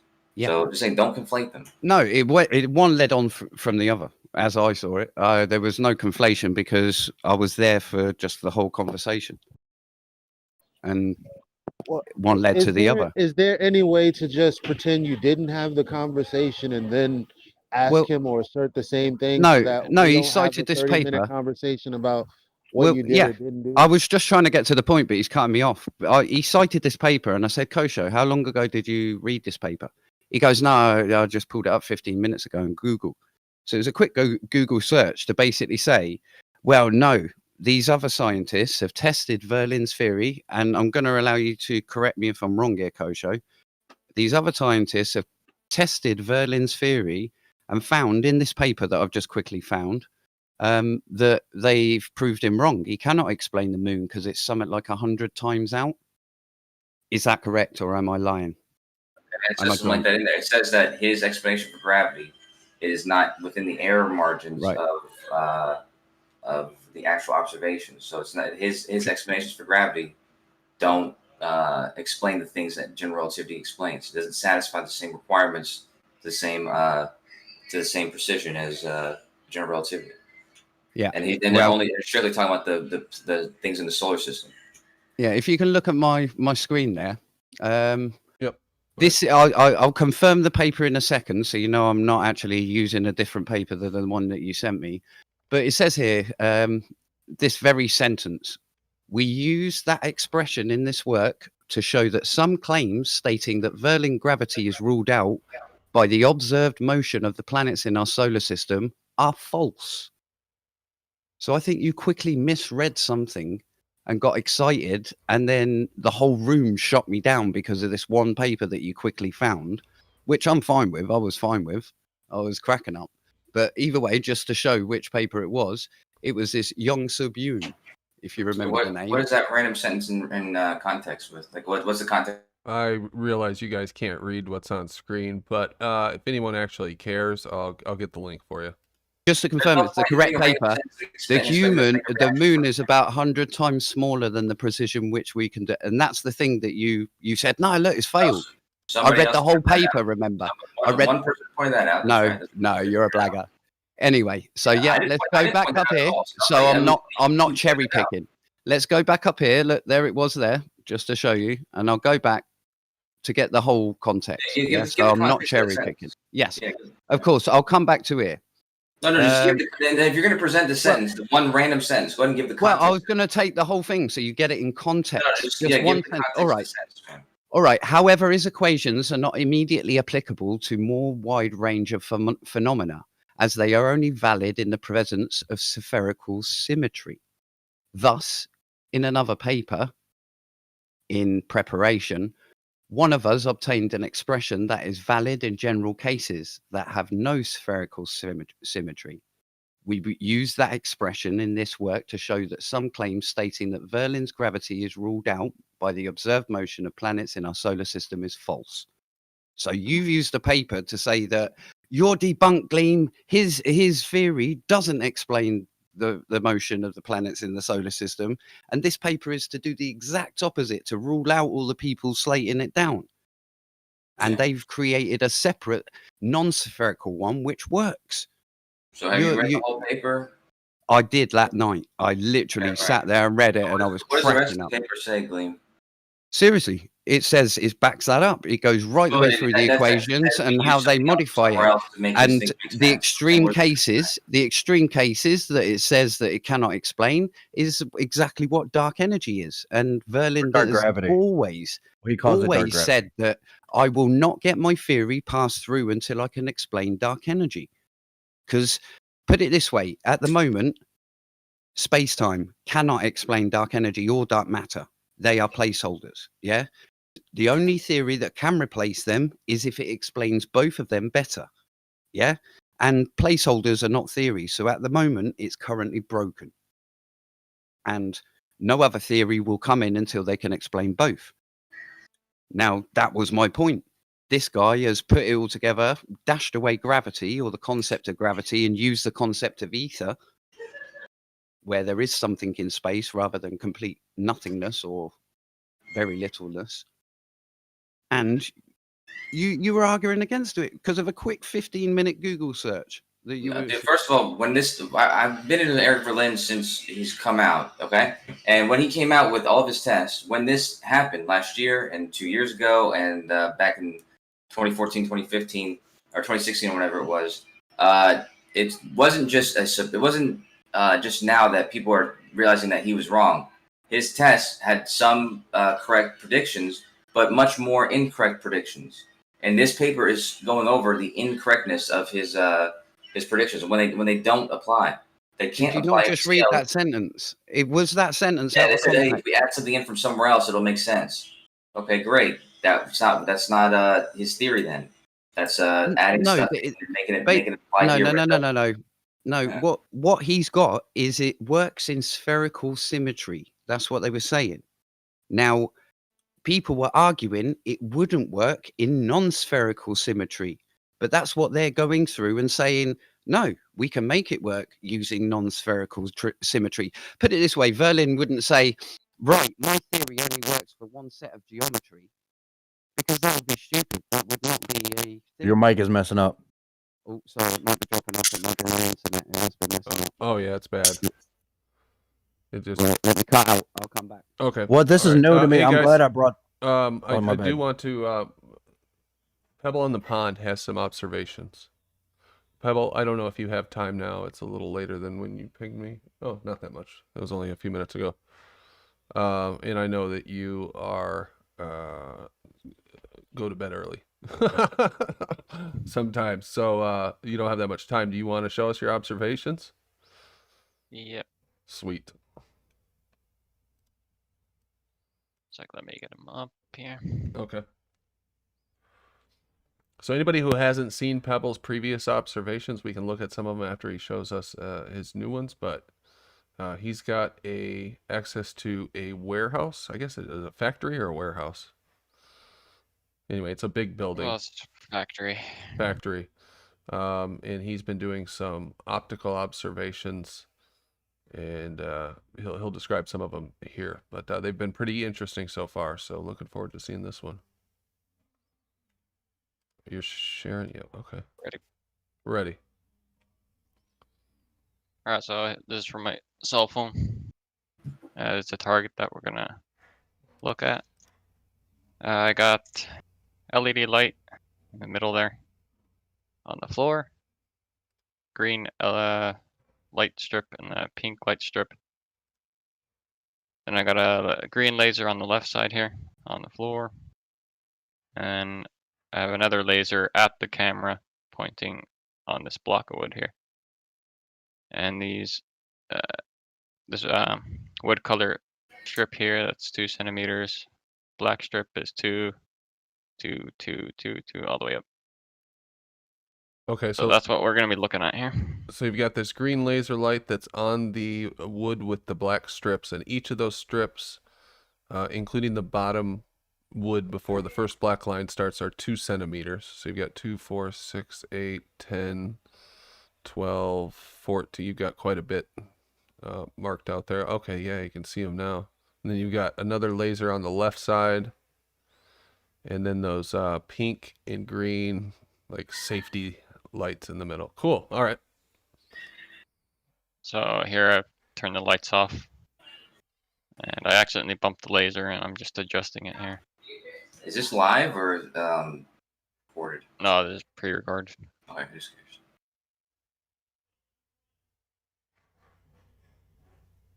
Speed through this a little bit here. So the door opens, cold air comes in. How door far away are you? closes. Well, this is just a cell phone, just looking at the target. I want to show this first. Okay. Then I'll go to the camera footage. Gotcha.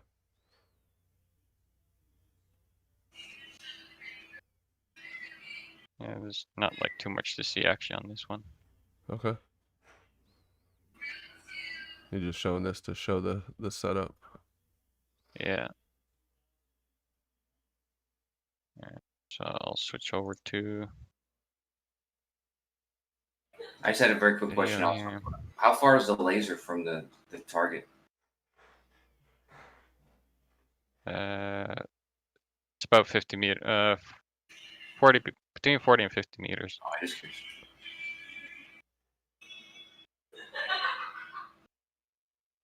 The laser Alright, is so 40 there's- or 50 meters from the target? Or the target is 40 or 50 meters from the camera? So yeah, the target is 40 to 50 meters from the camera, and then I also have another laser pointing from the camera to the target. Gotcha. That's the green one, right? Yeah. Oh, that's that light that's coming from the left side is the laser going from the camera to the target. Is that right? The one on the right is from the camera to the target. The one on the Oh, left wow, look at here that. is from the target to the camera. Oh, so there's two lasers. Okay. Yeah. So is that the laser physical, like being blown or something, or? The door went up behind. Is it still cold there, Pebble? The door's closed now. The air's rushed in. That's affecting the beam. Look at that. Pointing to the camera. I know, that's what I'm saying. That shit looks dope.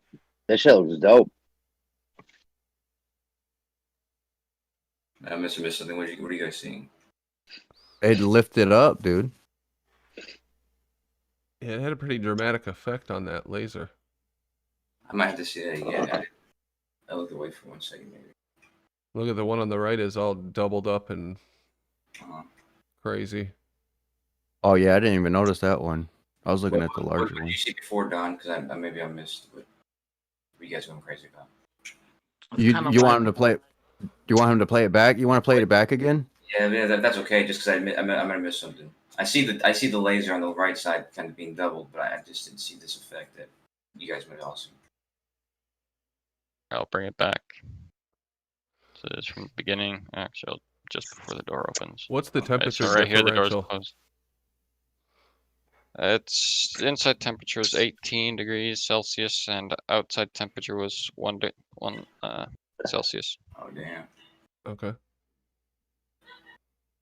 I like your observations, by the way, man. I like your other ones with the ones you did in the past. Thanks. Did you see it that time, Kosha? I see the door dropped. I just maybe I'm not seeing. You didn't see how much that Well, you laser's weren't paying- moving? The laser was first pointing down. Yeah, I see the beam. Yeah, the beam's acting all. Okay, I see. So you're talking about the beam is what you're watching. Yeah, so the beam is. Yep. Doing all sorts of stuff. Yeah. Yeah. The beam's going crazier than Gleam's mic. Is it actually working, or is it not anymore? No, it's No. still it's a little better than it was, but it sounds like you get a loose Okay. wire or something. Yeah, I think it is that. 2 seconds. You Hey, sound Brandon, like you're that's trapped. crazy. Okay, yeah, that beam's acting wild. Yeah. What do you think what's going on here, Brandon? Well, this obviously has something to do with the temperature differential. Refraction, huh? The LED light that was on the floor, that's still there. You just can't Okay. see it. So the one on the right side, that's Oh, something that's yeah. much closer.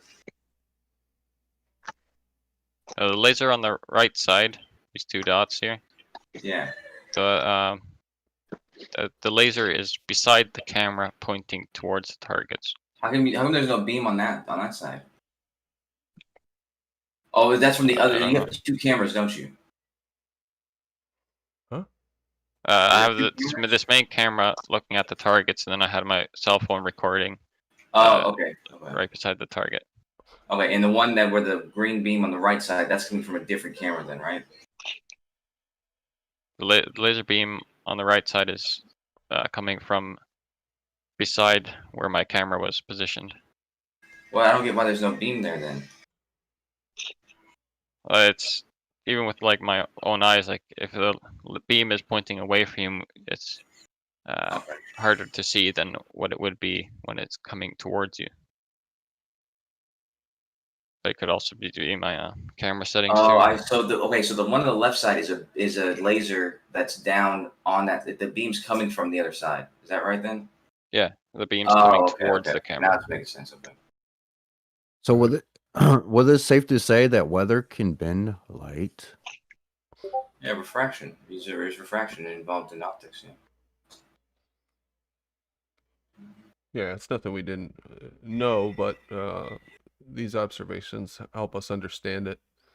And it's pretty interesting. Last time there was a light that was completely covered up. I think there is in this one too, right? The LED light is completely covered up. Yeah, it's But kinda wow, hard to look at see the 'cause change in That laser beam brightness. almost looks like that fake sun in Antarctica. Remember that 24-hour sun video? Yeah. Exactly. So is that laser fake? Yep, that's a fake laser. The Yeah, 24-hour okay. sun You've been in Antarctica debunked. is fake. No, I think You've you been just debunked. yourself, man. That's not a fake laser. That's just the You're- opposite of the camera. Prove And the it. glare Prove it's not Pebbles. fake. Prove it. Just Well, I kidding. mean, Pebbles that's is- this guy. What's this guy's name again? Sun's different to laser, though, isn't it? Well, I mean, the whole point is a light source in the camera will create this effect. You'll have that glare like that. The glare doesn't imply that it's fake. It implies that there's a camera and a light source. That's pretty cool, man. That's pretty cool. What are the implications? I got another one still here. Okay. We got mountains on the board and stuff too, huh? Little city. Yeah. Oh, here we go. Well, on this Yeah. left picture here, what you're seeing there is a mirage. And then Oh yeah. I feel like and then I feel like I'm with Travis. You've got what's his face's stuff. Oh shoot. I see it edging up there. You talking about Travis's, ain't it? That's his photo, ain't his it? name Skiba. Skiba. There you go. Oh, Rob Skiba. No, Okay. the one on the right, that rock formation. Travis's. Is that Travis's? Did something? Oh, I I think so. just took an image from the internet. Okay. Did something happen and I missed it? Oh, the one on Yeah, the left looks the plain like truth. The Sunk plain Bay. truth does the black and white one. He takes loads of photos of that one. Yeah, so that's the target. And I can't remember if this green laser might have moved a little bit on this one. I wish I could make it bigger for you guys on YouTube, but I can't zoom in on this. Yeah, I watched it creep up a little bit. So that's from the target, and then here I got from the camera, and this was 25 to 30 meters away from the target. Okay. The door just closed? Oh, there now it it is. opens. Okay. So you got a laser on the left side shining towards the camera. Yeah. You've got an LED light that is blinking out of existence right now on the left. And then that laser on the right, that's the laser shining from the camera to the other side, right? Yeah. Okay. Wow, look at the heat waves. Look at the heat wave. You can see it. Wait, but yeah, that's refraction will do that. Like that beam. They're saying like in the Skunk Bay GIF or whatever. You see, the atmosphere. It makes things look kind of wavy like that. What are you talking about? That's curvature that we're seeing, right? The curvature is developing. Hey, all right. There's thinking behind it, though, isn't it? Your floor's melting. That was it. Right. That light was completely covered, like in your previous videos. That laser was cut down tremendously.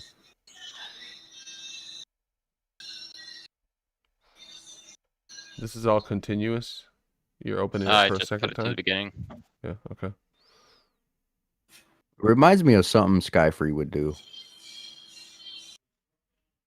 Yeah. It looks like the laser setting. Is this letting in cold air inside of a warm building? Yeah. Yeah, the laser setting. It's like the sunset.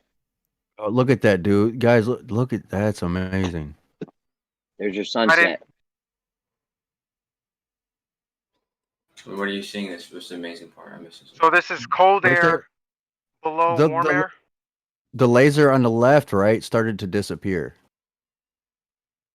Yeah, it was setting. It was setting behind the curve, bro. Yeah, right. Well, in some of the images, the bottom part, the floor, the ground right beneath it was just being mirrored. Welcome to Flat Earth, Kosho. No, what I'm saying is it cold outside? Yeah. And it's warm inside, right? Yeah. Okay, so this is so it's a cool layer of air below a warm layer of air, I would assume so. right? Okay. I think that's what probably happens. There's also a distance towards the camera, so there's like I think there'd be hotter air closer to the camera and cooler air towards the targets. Then it just takes time for the air temperatures and everything to level out. To equalize, yeah. Good point. Yeah. That what is it? Horizontal gradient that you're always talking about, Jeremy? Yeah, I mean, when the sun goes, you know, the sun's moving around, and you get underneath the sun's hot, and then it's as it goes away, it cools down. Yeah. Yeah. Always. Right under the sun's gonna, yeah, and it's always happening. Right under the sun's gonna be, you know, the hottest part generally, and then as the sun gets away from you, it cools down. Right. Yeah. Generally, it takes a few hours to become the hottest part. Well, that makes sense though. Look how fast they did it right there. Yep. How far away is the camera? On this video, it's 25 to 30 meters. Wait, so this is even And- less and of how- a distance than you've used in the past, Pebble. Yeah, the one with the lights off, that was about 50 meters. Right here, I brought it closer so we can see the targets better.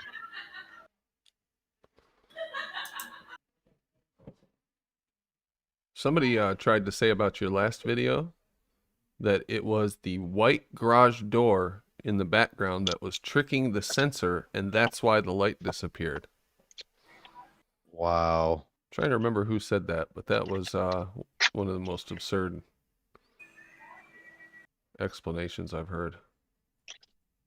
One thing it's important to note is, you know, we've seen people try to demonstrate obstruction over a flat surface, and we don't see that here. We just did. Literally We saw with that two laser. lights disappear. The second one from the left disappeared due to refractive effects, and the third one over to the right was starting to disappear too. Yeah, It's but, kinda but like how the- often? But how often in reality do we ever see a cold layer of air above a above a warm layer? Fucking always. Yeah. Yeah, I was about to say, How about always? We always see that, B-ball. Yeah. Right, why would we ever see that? What's sea spray? Why would So we a ever cold, see a cold cold layer air? of air below Why- a warm layer of air? Yeah, it gets colder as you go up. Yeah, that's not because of the actual energy. That's because there's less atmosphere. So it gets colder as you go up. Yeah, no, but that's Cold, the, cold But air this on needs top to of no, hot no, no, air. no. But this needs to happen close to the surface. yeah. Yeah, it's continuously getting colder as you go up. Yeah, but No, let's that's- say it about doesn't 30. continue to So get so colder, yeah. so what's the difference between the temperature at 5 feet and the temperature at 30 feet?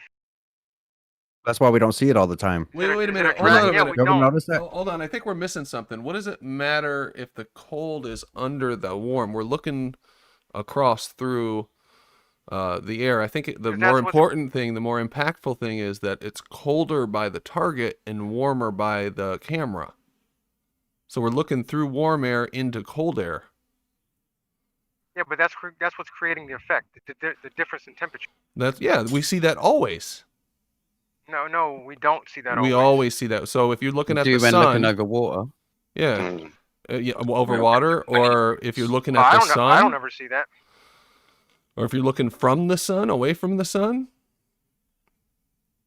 Yeah. What are you talking about? Well- Wait, when do you ever see it where there's like people are saying that where the cold air is above the warm air? Why would that matter? No, Why would the the cold cold air, above? cold air below. No, cold air below the warm air. Why would that matter? We're looking through at the bottom. We're looking through Because it. we It doesn't never see matter. that. Doesn't Where- matter if the hot where air we is on see that- top and the cold air is below. Why would that matter? But Brandon, where do we ever see that in reality? What I think is when mirages happen. Well, so at the subsolar point, like what Jeremy talks about, that's more or less refraction. So when it's like sunset versus sunrise, we get a lot of refraction at that time. Yeah, but solar point, you're talking about high noon. Yep. So we don't have it very often then. So it'll be different. You know, we observe that when it's sunset and sun. That's when we get a lot of that mirroring, dipping refraction, whatever you want to call it. But you constantly have on Earth, you constantly have, again, going from hot to cold. As the sun gets away from you, it gets colder Yeah, because the but sun's going. it's not that gradual of a difference. It It's is not that big of a difference. It is a big difference over long distances. Yeah. Yeah, he's doing 50 I feet never here see over. that. He's doing 50 feet here or something over Earth. You're talking about miles. Here, let me bring something up though. I want to see if we're on the same page. B-ball. I'll draw a quick diagram. I'll have to share my screen 1 second. If this thing doesn't crash again. You guys didn't realize it, but the show crashed for like 5 minutes. My computer just suddenly turned off for no reason. Am I sharing? Hold on 1 second. Let me share. Okay, so this is the camera over here. Let me format that. So here's the camera. And I'm looking at it, orthographic view, okay? And here is the target over here. Okay, so here's the target. What happens when that door opens, which is back here? Here's the door. So when the door opens, it lets this burst of cold air in. My mouse just died. I'm not having a good night. The cold air comes in here, right? And it creeps this way. So this becomes all colder. This is warmer over here. And we're looking through from a warmer medium to a colder medium. So it doesn't matter how they're layered in the vertical direction. You know, it doesn't matter if there is warm air up here and cold air down here. It's this relationship that matters, the horizontal, not this vertical, because the light's all coming through this direction, right? Right. Yeah. Yeah, but when do we ever see an observation where at the location of the camera is about 20 degrees different than the target? Well, when we're looking at the sun, sunset or sunrise, always. Yep. Can I just jump in as far as making the argument consistent here? Yes, hang on. I can Hang on. show When you we're a talking map. I've got about, a hang map on. somewhere. When we're talking about gravity and mass attracting mass, we would say to you, well, when do we ever see that? And you would say, always. That's in your narrative. So in this instance, you say, when do we ever see that? And in our argument, we would say, always. In our explanation of the sun moving across a flat plane, we always see this. Just as you would argue, we always see your gravity effect. Well, I've never I like argued your name. that. I like your name, I've Abby. argued this. If you're going to use that argument right now, then you're claiming that you agree that our argument is valid and that gravity is real. Then what? How did we? You just said that his No, argument. no. I just said, for the sake of consistency of argument, if you can say always to us, then you can't dispute us saying always to you. Something I've totally never different. said always as a response to that. No people has. If we're making an observation over, let's say, 20 miles, the difference in temperature between the observer and the target is not going to be a difference of 20 degrees, 30 degrees. Well, we're not saying this is, well, yes, it could. Maybe not 2030. I don't know where you're getting that 2030 number from, but Wait, long you're breaking distances. up. Is that me or is that you? I'm sorry. Am I breaking up? Can anybody else hear me? Yeah, I can hear you. Is that my connection? You're breaking Yeah, up. clear as a bell, mate. Must be your connection, B-ball. But when we're looking at the sunset or sunrise, I mean, you can pick anywhere. I just picked one place on the West Coast, and sun is setting over in all. Wait, let me drop and I can't hear you. Let me drop and rejoin. Okay, all right. See, that's why I was pointing this out, Brandon, right here. I'm glad you pulled this up. That's what I was trying to get at. Yeah, we've had this discussion a couple times. I think the last time Pebble brought his observations, this kind of discussion came up. I've got some more diagrams too.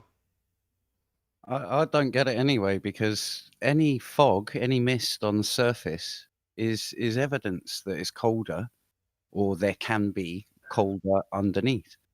Yeah. No one ever seen mist in the morning or at night, morning dew and stuff. Right. That's Right. due to a cold layer trapped and all the water being pulled up to the warmer layer.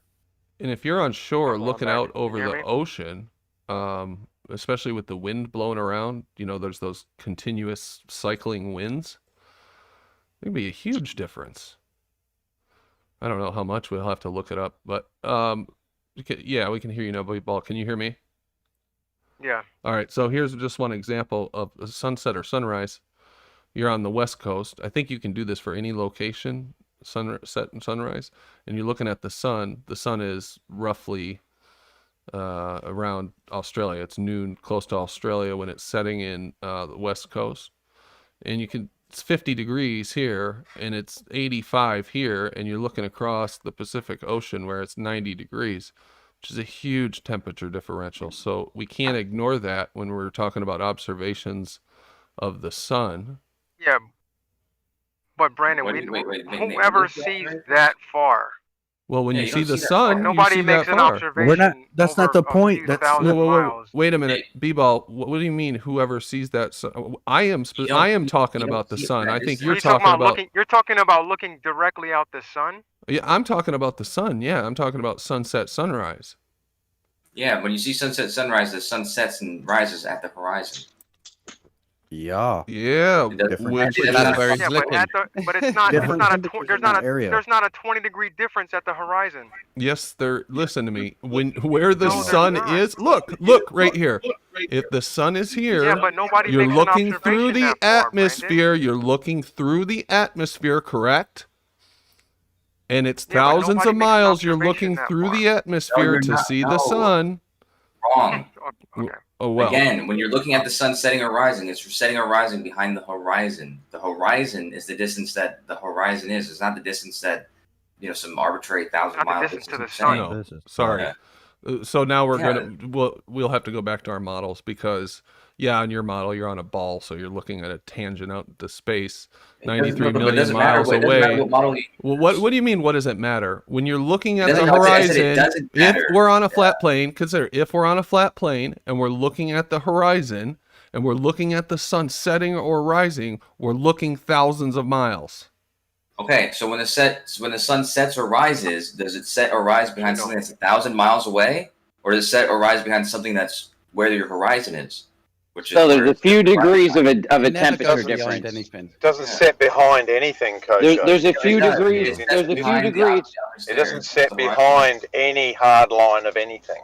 No matter when you're looking at it, there's going to be a few temperature change. No, since the sun's now gotten farther away from us. That's the whole point. Whatever the temperature is at the horizon, the extent of the point is that you're looking through a huge temperature differential when you're looking at the sunset or sunrise. That's it. That's the extent of the point. Well, that can be quantified by whatever the temperature difference is at the horizon and where you are. Whatever those two differences are. That doesn't make any sense. You're looking at something that's thousands of miles away. You're not just looking through your local atmosphere. You're looking through the entire atmosphere until the thing you see the thing you're looking at, right? When you stop seeing it is when it's behind the horizon. So that's the thing that you can. Okay, here's a good one. Or in this case, 90 degrees will make it go up, and then 85 back down. Here's a good example. You know how you're not a place. Hold on a minute, it's an optical effect. Yeah, exactly. And that optical effect could possibly be caused by, in part, the temperature differential. Right. You know how you're out on the lake, right, and you're fishing, right, and the sun's getting ready to set. You're getting really cold, then you get on shore, you're warmer on shore than you are in the water anymore. You realize that, right? When the sun starts to set. It's a great point, but it doesn't satisfy anything anybody's saying, because no one's saying that whatever between you and the horizon is, that there could be temperature differences there. That's true. I'm saying that that's the extent of the temperature differences that we'd be talking about, because that's the extent of where you see the sun anymore. Once it's beyond the horizon, you don't see it anymore. Whether the horizon is because of a flat plane or because of a globe. Kosho, but you behind speak of the behind horizon like it's a spot you could build a restaurant on. Like the horizon's just an optical effect. It's not a place. It is a spot that you can. It's a spot that you can put flags at. You can put flags all over the Earth, and there'll be a flag where the horizon is. Not with the sun. You can't. No, but I'm talking about the horizon. There'll be a flag where the horizon is, and where that horizon is where the last place you'll see the sun. You won't see the sun if it's beyond that point. If it's below that point, you're not going to see it anymore. When you're looking at, when you see the sun and it's above the horizon, just above the horizon, are you looking through thousands of miles of atmosphere? Yes or no? No. Okay. You're dishonest. You're being unreasonable. Absolutely incorrect. I can Incorrect prove on that both too. models. On both models, you'd have to look through 4,000 miles on the globe. That's incorrect. How many then? Why are you being You so gotta do some obtuse? I calculations don't to figure that out. understand. I'm not. No one's been obtuse. I'm explaining to you what you guys aren't understanding. When you look straight up, there's not thousands of miles of atmosphere. It's not straight up. It's on the horizon. I know, Gleam, but I got to start from square one with you guys for some reason. It's not. No, you're not 1,000 miles starting straight from up. square one. And if you you're look straight at the distracting. horizon, there's not 1,000 miles of atmosphere straight on. Yeah, there is. There is straight out. There Can is. you guys prove there is that? Can you guys substantiate that? on a with globe, anything? there Or is. there's a On a claim? globe, there is. On a No, globe, on a there globe, is. there's not. Yeah, when the sun sets, it's about 6,000 miles away. Here. On a globe, the sun is 6,000 miles away. No, as in the actual horizon point is about 6,000 miles away. No, it's not. So That's a silly. That's let's so look silly, at this. Let's look at this diagram here. The sun. It here's has the to sun be at for noon. the radius of Earth to cater for So 24 hours Gleam is telling sunlight. us the horizon is 6,000 miles away. Here's the sun at noon. Work the maths out, mate. It only works on 24 hours a day. Can't believe you don't know your own model, mate. I can't believe. I want you to stick with that, Gleam. I don't know if you're drunk this time too, but you just claimed the horizon at is all. 6,000 miles away. It is on a sphere. Okay. You can't see over the sphere and on the other side, can you? Mm-hmm. Yeah. So work out the maths and come back. Work out the maths and come back and check me. 6,000 miles is a quarter of the sphere. Is what that is. Yeah, check me. Yeah. Check me. Quarter of the sphere. You can't. How see much would you a see? quarter of the sphere when you're looking at the horizon. How much do you see from end to end? Depending on your height, if you're 20 miles in the sky, you can see 400 miles. Let's say it's That's pretty equinox far, and you see 12 hours worth of 6,000 sunshine. miles. Yeah. 12 hours worth of sunshine from zenith to the horizon is 6,000 miles, mate. Has to be. Because then No, you dude. double that, that's 12,000 miles. That's half the Earth. And then Yeah, you double that, and I'll that make you guys is a the picture real Earth's quick. circumference. It's a bit embarrassing that you didn't know that is the case. I'll make you guys a picture real quick. I mean, I hope you feel embarrassed, but I'm sure you don't. I'm sure you think that something Okay. that you said was You correct. do the I'm wondering maths. if anybody on the You do panel the will maths agree and with you tell that me. the horizon's 6,000 miles away. You tell me. 6,000 miles in all directions. That's where the sun sets. It's not. The sun sets behind your horizon is where it sets. I was On taught a what globe I Earth, asked it's you, the Kosho, curve. was That's when what the I'm sun saying. is just above the horizon, not the horizon, not behind the horizon. Are you looking through thousands of miles of atmosphere? And I said no, and I'll show that to you in a I second. know, and Give me a that's second. nonsense. Yeah, I don't know how to make Sure. sense because if you're on a globe, you're rotating away from the sun, right? So obviously it's getting further away from you. Hey, Brandon. Kosho, do you know your own model as it represents the give me a second, horizon? guys. I'm not going to be able to. You guys are all Dunning-Krugering right now, and so Yeah, your own model. And I'll show you guys where you're wrong. Your own model. the Data, horizon you gotta is an turn the radio optical- down, bro. Yeah, you gotta turn it right. Yeah. Your own model says that the sunset is an optical illusion due to refraction. So what do you mean, Kosho? You're not looking through thousands of thousands Did you of go to miles the of lemon atmosphere? school of bringing things up that aren't relevant? It's I think entirely you're relevant. projecting a bit, Kosho. It's entirely relevant. It's 5 minutes ahead of itself. You never seen Yeah, a what real does sun that again? set. What does that do with what we're talking about, man? Miles of atmosphere? Yeah, we're That talking is about exactly the the atmosphere that cause. the sun's going through. Okay, so what I'm going to do is I'm not going to engage with these retarded responses. I'm going to make this picture and give me 2 minutes, and I'll show you guys where you're wrong. You won't admit that you were wrong, but I'm going to show you. So give me a second. Hey, Brandon, is there any way you guys can get in touch with the guy who made the video? Kosho, Kosho, so if the I Earth is can't respond right now, man. Let me just make this, and I'll listen to you, but I'm not going to be responding. I'm making this pitch real quick. okay, cool. So, but Kosho, if the Earth is spinning, right, you're rolling backwards away from the sun. So obviously, that's going to give you more distance between you and the sun. How much more distance, Don Hey, Geo? hold on before we get too far off. You asked me a question. Who was that? Silent Zero? Yeah, that which was video? me. The video of in the warehouse with the light and the laser? Yeah. That's Pebble. Yeah, Pebble. I don't know if he's still on, but Is there any way he can put a thermal camera to see what the temperature is doing when it comes in on the sideways, like on a how you say that? I don't know that he has a thermal camera, but yeah, I get what you're saying. That would be nice, just to put that cherry on top, see how the air is behaving. Yeah. I would say. Yeah, that would be cool. I got a flare we got cam. distracted. I got but a shout out to Pebble for bringing that in here. I think he had to go, but thank you very much, Pebble. I got a flare camera, but that ain't going to tell you the temperature of the air. That's just going to tell you the temperature of, the wall or whatever. You'd have to use an infrared camera. I'm talking about those cameras where you can see like the blue and the predator shit. Yeah, it's a flare. Infrared It's camera. a flare. Infrared camera. It's a flare. Oh, not the flare camera. Well, no, the infrared camera will allow you to see the heat temperatures. Yeah. Let me read this while there's a lull. Tony V. I've seen what Paige is talking about, and nowhere in there does it say they're closer together than we thought. He's bringing into question your... They're touching. Yeah, so that is what they're now saying. Like, oh my God, how did we get it wrong? Because we didn't think they were touching because we thought they were so far apart. Now we can see they're touching.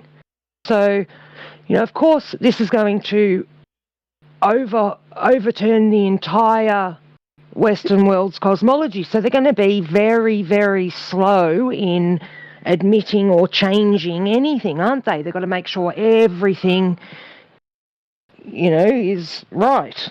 They're not just going to come out and change things straight away. You're about to get negated on some crit shit.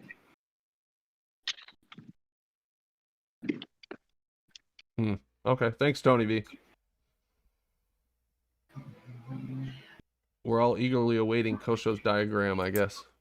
Oh yeah, I definitely. In the meantime, Brandon, I'll just quickly drop in. I went into Gems yesterday afternoon, and if you recall, yesterday I was talking about that buddy of my son who's in the Navy with the line of sight radar. Yeah. I went into Gems yesterday and posed the same, discussion of this is what I was told, and man, there was crickets for about 15 seconds. Nobody had anything. Then Bearded Devil attacked me because I shortened the story by saying I was talking to somebody when it was actually my son's friend. But anyway, and so then they started attacking me that, the story, you just made this up, blah, blah, blah. And then they started coming out with, this radar was probably repeating off of an AWAC aircraft or some crap like that. So all of these, none of them had a clue as to what my friend actually knew, but they just started, postulating all these reasons why he was wrong, even though he's an expert in the field. So I'm going to find out specific details from him as to the type of radar, how it works, does it repeat off of aircraft or whatever. Definitely doesn't use any satellite, responding.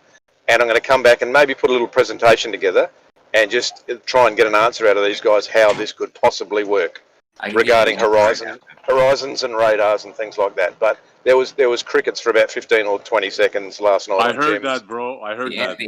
Good on you. Did they say Sea Sparrow by any chance? Did they mention the Sea Sparrow missile?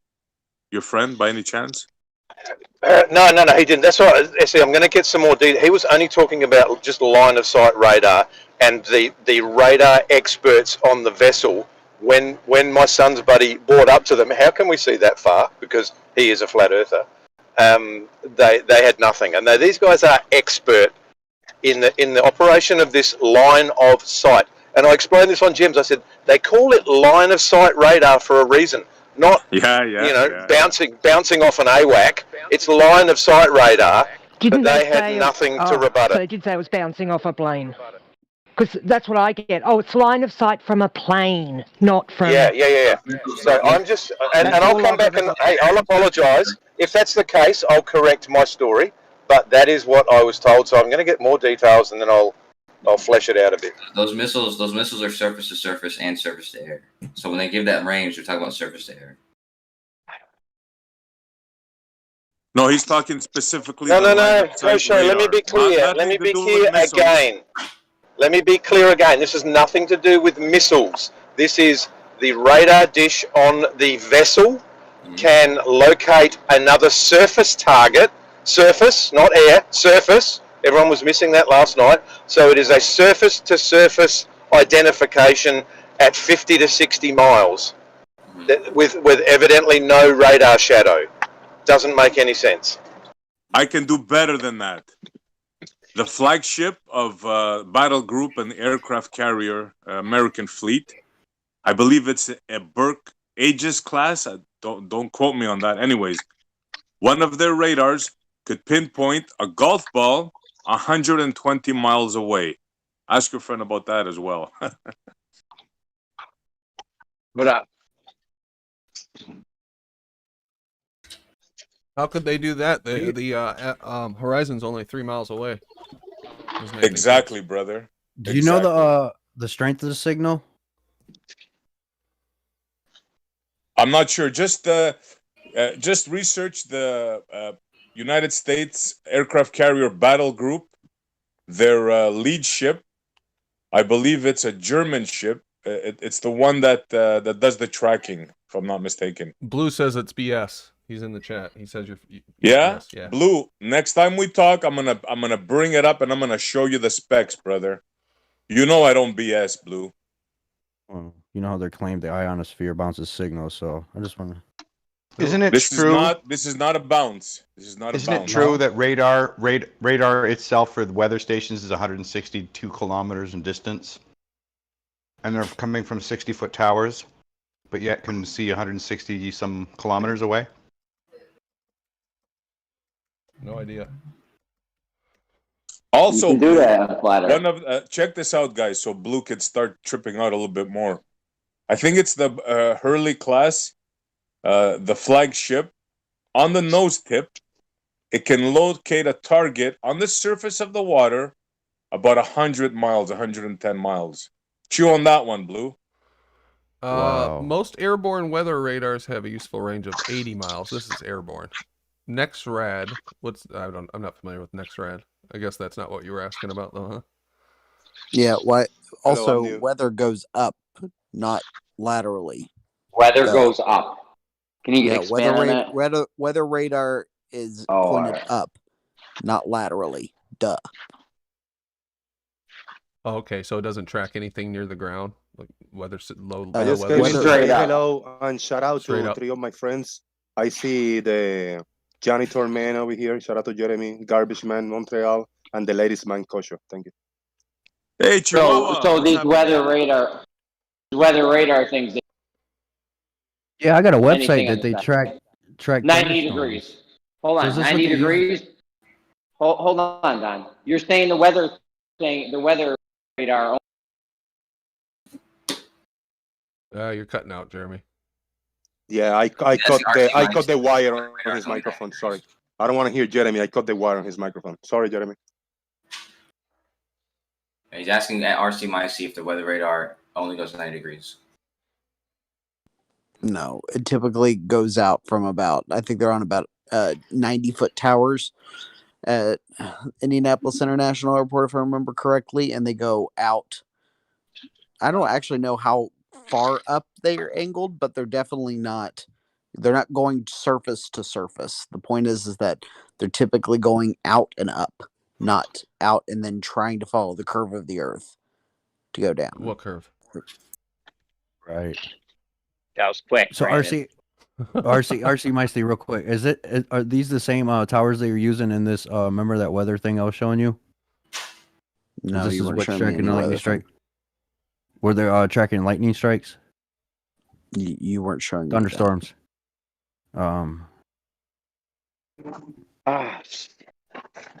Yeah, I don't know anything about weather radar. It'd be interesting if someone who Got it. Can I knew about it would Can I tell share us it real about quick? Yeah. Brandon.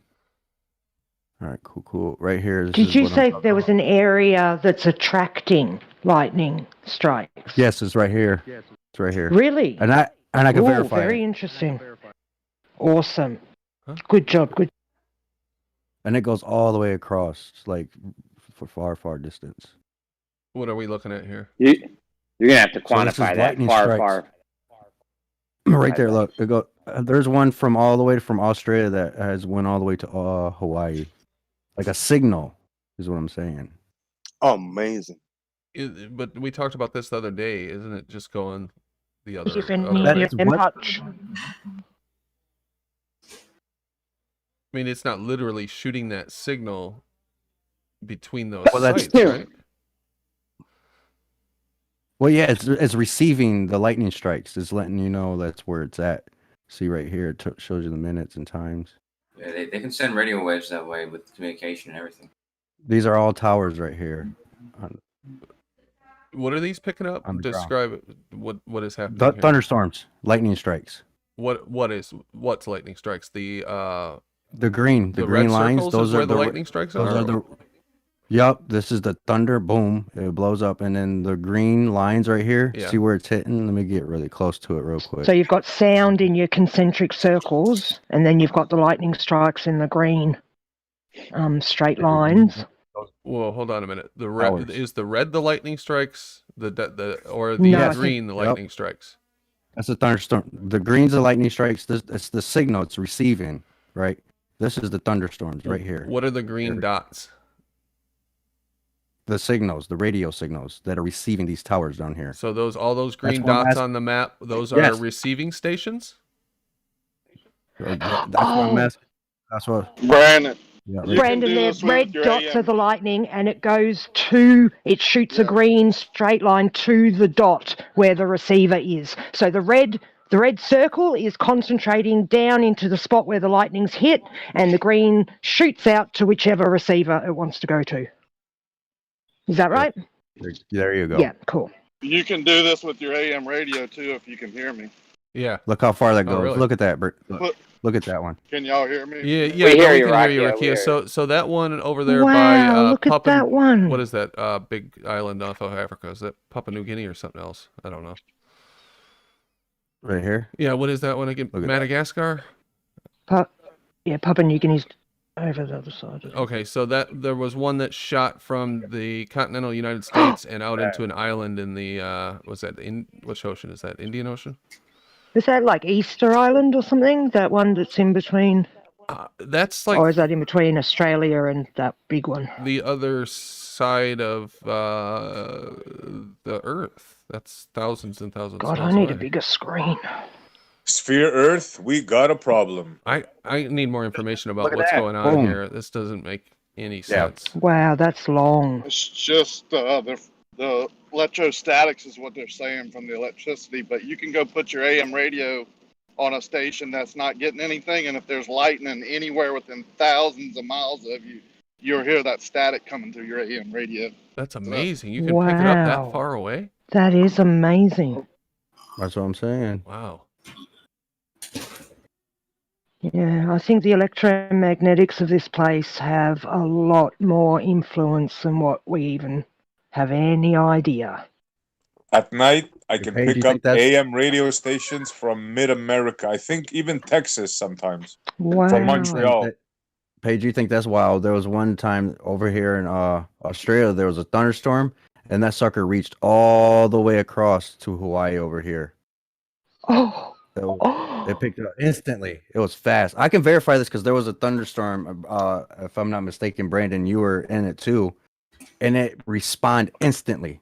So I can verify it is actually working. Yeah. Okay. This is different. What's his website, Don?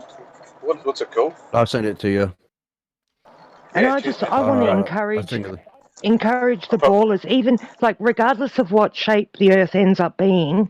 I think there are things that we really need to be looking at in this area, and please don't just dismiss these because it was one of us that found it or told you about it or whatever. You know, don't dismiss it because you're trying to have a win over This us. isn't news to a baller. That's the thing. This isn't Sorry? this isn't news.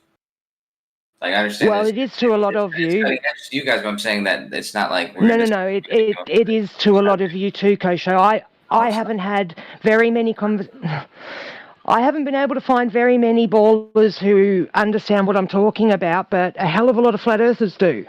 So, you know, you Kosho, are rare. Like, No. Skywave and Skywave communication and the ionosphere and all this type of stuff. yeah, but what you think is causing it is what we're saying. I mean, you do, yes, you know what effects are happening, but your rationale behind those effects is what we're saying is incorrect. And there are other phenomenon that you could see after the things that you know about, that if you just took one more step, you know, like. And what are you showing us? What are you showing us that we're going to dismiss just because a flat earther showed to us? Like I'm saying, this stuff that you'd be showing to us when he showed this to me the other day, it wasn't news to me or anything like that. And I'm not sure if it was news to anybody. Yeah. Okay, I'm not saying you particularly. I'm just making a general sweeping statement to everybody to not dismiss something just because you want to win over someone. You know, because you're only going to be detrimental to yourself and to any progress that we could make. You know, science is not settled. You guys are going to cause it to stagnate if you continue to behave like, you know, everything we bring up is wrong and we're lying or we're trying to deceive you or you already know and we couldn't possibly add anything or add a different way to look at it or what have you. You know, we're just saying, just give it a chance. Sorry, that's my mum's speech for the day. I'll stop now. Who asked for that program? I'll send it to you. Who asked for it? FV Van. I think his name is Don't Talk Over People. Yeah, stop talking over one another. That's a good game. All right. Good name. I'm gonna send it Good to name. you. When you have a thunderstorm, Yes, just if watch you can send it bro. to me, Don, I promise I'll waste hours of my life looking at it because it's fascinating. Yeah, it is, dude. Watch it when you have a thunderstorm. Just watch it. You'll see how accurate it is. It's on point. Absolutely. Cheers, buddy. Hey, Kosho, how's that diagram? If you're checking that out, buddy? it's coming. If you're checking that out, check out Marconi and the Skywave, because it's similar phenomena, and I implore you that if you check it out, if you're interested in this, you'll think that's fascinating as well too. You talking about Marconi when they made up the radar bouncing or the signals bouncing off the ionosphere? Yep. Yeah. Yeah. The day the ionosphere was invented. Yep. Just bounces off. It's amazing. Science. I mean, I was looking forward to it. No, definitely not an ad hoc. Definitely not an ad hoc explanation for why they could receive the signal. The electromagnetic container. Mic check. What's going on, everyone? What's up, Matrix? What up? Yeah, you ready for that picture? I'm ready. I've been waiting. Hold on 1 second. Okay. We'll wait some more. Anyway, no show tomorrow, guys. I've got the family Illuminati obligation. meeting. Yeah. Right. Family obligations. Freemason meeting. We know. Yeah. Skull and Bones. No, this is, you haven't even heard of this whole group. This is like way up there. It's like 33rd degree. We piss on those guys. Yeah, you hit 34 when you got into flat Earth. You're already past 33. Like, you have to be 33 to even be asked to go, you know, shill for flat Earth. Exactly. You get it. Hey, Brandon. Yeah. In case Mr. Blue, Blue Marble Science, doesn't believe what I said before about the Navy stuff, I just posted a link to it. Have a look, Blue. Feast your eyes. Learn something. That's in the Discord. Yeah, in your general, bro. Okay. Cool. Almost there. Give me 20 Almost. seconds. All right. Also, Blue, we want to hear your the method. You know, is this Cavendish thing is science? Let's hear the method you used. I'd love to hear your I would like to see his, I would like to see his formula I'd love to hear your hypothesis. and his cycle count versus time. Yeah, we want to know your cycle counts. He's got hours of video explaining what he's doing. If you want to go look. Oh, cool. What's the No, hypothesis? I just want the calculations and the hypothesis. That's Yeah, he wants the calculations. I want the hypothesis. Yeah, Data. When have you ever shown a calculation? lots of times. He's always showing these ridiculous calculations. Dan, what are you talking about? I mean, I'm not saying they're ridiculous. I just don't understand them. So the Cavendish is science, just like astronomy is science, pretty much? I mean, I don't know. We got to hear the hypothesis, dependent variable, the independent variable. Okay, here we go, guys. We all know Cavendish isn't an experiment. Nope. Sure. Yeah, they usually don't do all that stuff for like parlor tricks, do they? Like Pseudoscience. Yeah, when they're doing pseudo.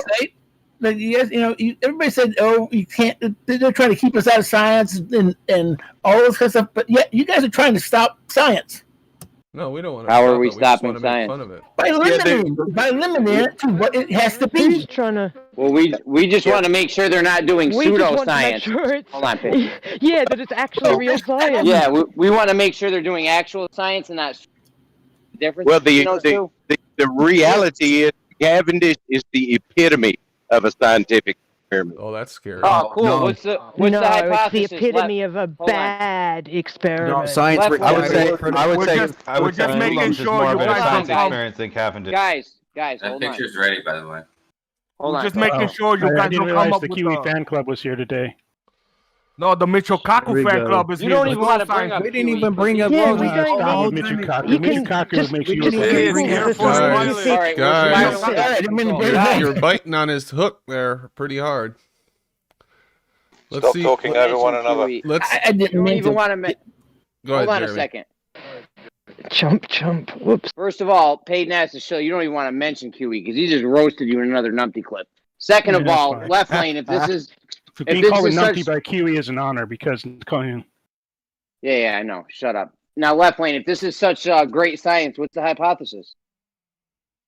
You'll have to talk to Blue about that. Oh, you don't even know what you're talking about, left. Come on, bro. Yeah, no, I'm not gonna butcher it because I'm not qualified to butcher it, but I do know I am qualified enough to know that it is the epitome of a controlled scientific experiment. You mean So what's blue? the hypothesis? What's the You don't know the idea? hypothesis. How can you say that when you It don't doesn't even know the matter. It hypothesis? doesn't matter. It doesn't How can matter you that be I so can quote the confident and so hypothesis. sure if you can't just give us the independent variable or the hypothesis? How can you be so confident? Now I can name independent variables. I can name No, we several. want the independent hypothesis before anything. Hypothesis, dependent I- variable. I love I'm being- how the janitor tells people how to do science. I don't tell you how to why are clean you the bringing up floors. his vocation into Oh, it? Huh? come I don't on. know how to do it. Why teach scientists how to do their jobs? Every human has the right to talk about science. This is And- no, where they we don't. live. Not when they don't know shit. Yes, But I they thought science do. was a method. Everyone is allowed to learn. You guys are misusing it. Hold on, guys. This Five bullshit of us. comes in to cause trouble. Yeah, guys, That's don't all he fall does. for it. Ignore I him. got something legit to show you guys. Let's but- see All right, it, let's see it, Kosho. Kosho. Let's see it. Holy shit. Thanks, Coach. Calm, Since you guys spent so calm much time down, guys. bullshitting, I got two things to show you now. Yeah, You guys right. fucking All right. talking about the All dumbest right. shit. I know. What again? I just Better want to be ask Left Picasso. a quick question. Right? Doesn't science require critical thinking? It's a great question, man. Yes. Go ahead. Don't it? Go ahead, Kosho. Yes, Don't you it, would Left hope Lane? so. Critical thinking is important. That's what flat Earth is doing. Let's use some now then. I made this picture. It took me 2 seconds. Are you gonna share it? This is- I'm edging pretty hard here. Sure. Come on, Coach. It's Then at look at your general 7:35 in your the general server. chat. You'll see It Looks like took a him. circle with a tangent. It took him 2 minutes, and in 20 minutes he disappeared. Right. So if you use the Earth for the size that we think it is in the atmosphere at 20 miles, which we don't think it's that high, we think the atmosphere it radiates away much before that. But I gave you 20 miles of the sea level atmosphere, and you take an observer at the surface. No, not the surface, because of this pixels in the thing I used. The observer has to be 13 miles high. Are you sure? So you have an observer who's 13 miles high in an atmosphere that's 20 miles high, right? What you're going to get is, if he's looking straight across, right, at the horizon, where his tangent line meets the Earth, he's going to see maybe 500 miles of air from 13 miles, okay? From the ground, you don't see anything near that. You see what the horizon is from that height, and you get about, you get a number much smaller than that. I can do the math. Where's the diagram? How to set your tangent to a curved no, hang on. circle. I want to know how are you doing? At 7:35, it's a circle with a tangent on it, a brown circle with a tangent on it, with a thin layer of bluish atmosphere over the circle. That's how thick. That's a 20-mile atmosphere, man. Yeah. It's We were talking about the sun. We were talking about the sun, right, Kosho? Yeah, the Why sun you- is seen through the atmosphere. So why you didn't include the rotation of your so-called Earth, right? Moving away from the sun. I'm not sure if you really know what's going on here, but we're talking about looking through the atmosphere at the sun. So it doesn't matter what that's what object. I'm It doesn't saying. matter Why have you got a tangent to a sphere when you're doing Euclidean 2? I feel like when you you're guys doing don't really know Euclidean what's going on planar here. geometry after that. Brandon tried to respond to us because this was his claim. Yeah. You guys are coming at it from a way different direction. So Yeah. this is your this is what took you so long? This is what? No, I was doing something else. Too. That's the real point, Brandon. Did it take that long for 3 circles in a No, line? it didn't. Okay. No. Yeah, I worked on this for Jeremy. I wanted to have this presented for him. We wanted a description of his test. This isn't the full video, but this is describing what he could allow people to use to verify their at the subsolar point. Mm-hmm. And so I made this little cup. It's got like a toilet paper roll on top of the cup, and you can see that if you're at the subsolar point, only then could you see the light at the bottom of that window in the cup. Okay. Only then. So how many miles? You said 500? At maximum 500. That's if you're 13 miles. That's if you're 13 miles high. If the atmosphere that it is at sea level extends to 20 miles high, and it doesn't. Oh, so what about on a flat Earth? On a flat Earth, why would the horizon be there on a flat Earth? Oh my God! Jesus Christ! What? Come on, Kosho. Kosho, can you get equal points of elevation creating a horizontal path on an extended plane? Get him, Data. Can you be equal at levels of elevation? What do you mean? Can the ground around be equal elevations? Can you have equal elevation creating a horizontal path on an extended level plane? If it was at the same elevation you were, sure. But if it's not the same level you are, then there's not going to be a horizontal plane from where you're standing. So you can create, so you can have an equal point of elevation creating a horizontal path on an extended plane. Thank you very much. What does that have to do with anything, man? If you were on a level plane and you were at elevation and you're talking about some horizontal path, you'd be talking about the horizontal path at where you're standing, which would be another plane. You're drawing standing. again. Your drawing again doesn't appear to conclude for the convergence of light past an optical angular limitation for the eye. Can you add Listen, that man, into this your... is simply talking about this thing that Brandon and I were talking about, flat. which is the amount of atmosphere you're looking through. Can you when show you're looking at me sun the broken down. convergence? Yeah, that's what I was trying. That's what I was trying Can you to show me the explain to- convergence? Yeah. That's You what I guys was trying want to to come out explain. with some sideways bullshit, but I'm in the middle of talking to Brandon about something else completely different. If you have a different question or a different claim, that's something totally different. That has nothing to do So with you the agree? amount You of atmosphere agree? you're looking through. You agree that equal points of elevation creating a horizontal path is possible on an extended plane? Equal points of elevation would create a horizontal path. And does he agree you can have a Talking about, dude. horizon on a If you had on equal points of elevation, that would create a horizontal plane or line or anything, dude. That's not even a fucking question. So you can have But on your sphere, it creates a circle. Yeah. That What the same fuck, thing. Kosho? Equal points of That elevation. same thing on your model makes a curve. Kosho. How are you now saying that yes, it's logical? Of course, everybody knows that 2 equal points of elevation make a straight horizontal plane.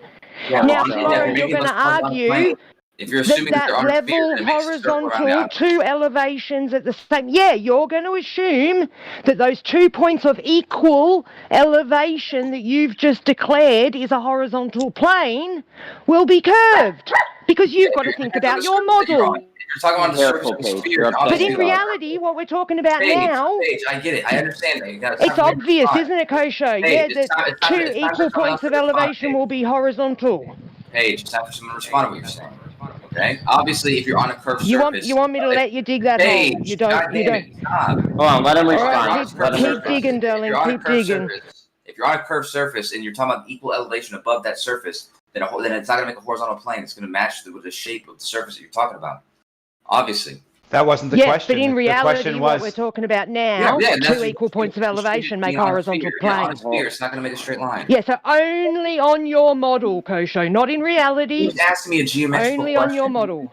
He asked me a geometrical question. I answered it in a geometrical way. so the point is that you can have a horizon on an extended plane. That's Yeah, so you've got a basically what geometrical model, not a realistic one. He Sorry. just said on an extended plane. Like, do you not listen to what people are saying, Paige? He's describing what would it make on an extended plane. I'm asking you if you can have equal points of elevation, creating a horizontal path on an extended plane. That's on what an I'm extended asking plane, you. yes. The answer is yes. There you go. It would make a horizontal path. Hold on, Data did On the a sphere math last which week, is so not- now we which got is to not sit an here and listen extended to him plane, it change would the not create a subject. horizontal. Data. We weren't talking to you, okay? You just So came in and have started changing have a fucking coffee. subject. Have a Just coffee because and you a learned cake, math buddy. last week, Data. Have a coffee and a cake, buddy. Oh, calm coffee and a cake. down, calm down. All right. No, man, Data People was in can here change. changing everything around. You learned Change the math last subject. week. It's not a bad thing. Come on, just roll with it. It's not a bad thing that you changed the subject of what we were talking about, or what you guys were talking about. Yeah, Kosho, real quick. You know, on neither models, the sun doesn't set theoretically, right? So when it's at the subsolar point, right? No, it doesn't set really. It only sets theoretically. So obviously, when it's starting to set, it is a further distance away from you. So when the guy claims 6,000 miles, you see 6,000 miles. That's a very nice claim. You didn't look into that? But it would be extended. I like you, so I'm not going to say anything offensive right now. You're not really clear on what's being talked about. What's being talked about is how much atmosphere. I'm not going to say anything offensive right now. Hold on, Paige. Here, let me respond. Well, Paige, Kosho. please stop. Let's just drop this meta shit. Let me All right, respond. I'm going to say something to Don. I'm saying something to Don. So Hurry he's the cleared fuck up. We're not talking about something. We're talking about one thing. We're not talking about what's how much space is between you. We're talking about how much atmosphere you're looking through when the sun is at its furthest position, which I agree with you, Don, would be at the horizon, because that's when it's on the globe. You're turning away from it. That's the furthest distance. I'm describing what that distance is, how much distance it is when the sun's at your horizon. That's what I just. All right, so never mind. here That's what's being described. Here, Kosho, I'll concede in your Bob model it would only be 500 miles of atmosphere From 13 miles high. Sure. Okay, on a flat plane, it would be about 6,000 miles of atmosphere you would be looking through. Correct? No. You just made that up, and you didn't have any way to substantiate it. Why would I agree that's correct? Why would I be making that up? The sun would be roughly about 6,000 miles away. This is not a hard concept to understand. Where'd you get that from? The path of the sun, if it rotates around the celestial north pole in the center of a flat plane, then it's roughly 6,000 miles between each corner, right? Mm-hmm. Yeah. Each corner of what you're talking about? If it's the sun's path, the sun's path. East, west, north, south. When it's at each of its 24,000 miles at the equator. So you're saying that the reason you don't see it is because some other reason, but it happens to be at the the only point I was trying to make was that there would be a temperature differential between you and where you're seeing the sun, and that would be 6,000 miles roughly. It's just a rough number. Be some thousands of miles of atmosphere you'd be looking through, and there would be a significant difference in the temperature along that sight path. That was. Oh yeah, okay. No, I agree with you. Then on a flat plane where the sun goes away for just many reasons, the place that it's over is directly above some other place in the Earth, like say, I don't know, fucking Australia or something, and the temperatures between you and there are going to be much different.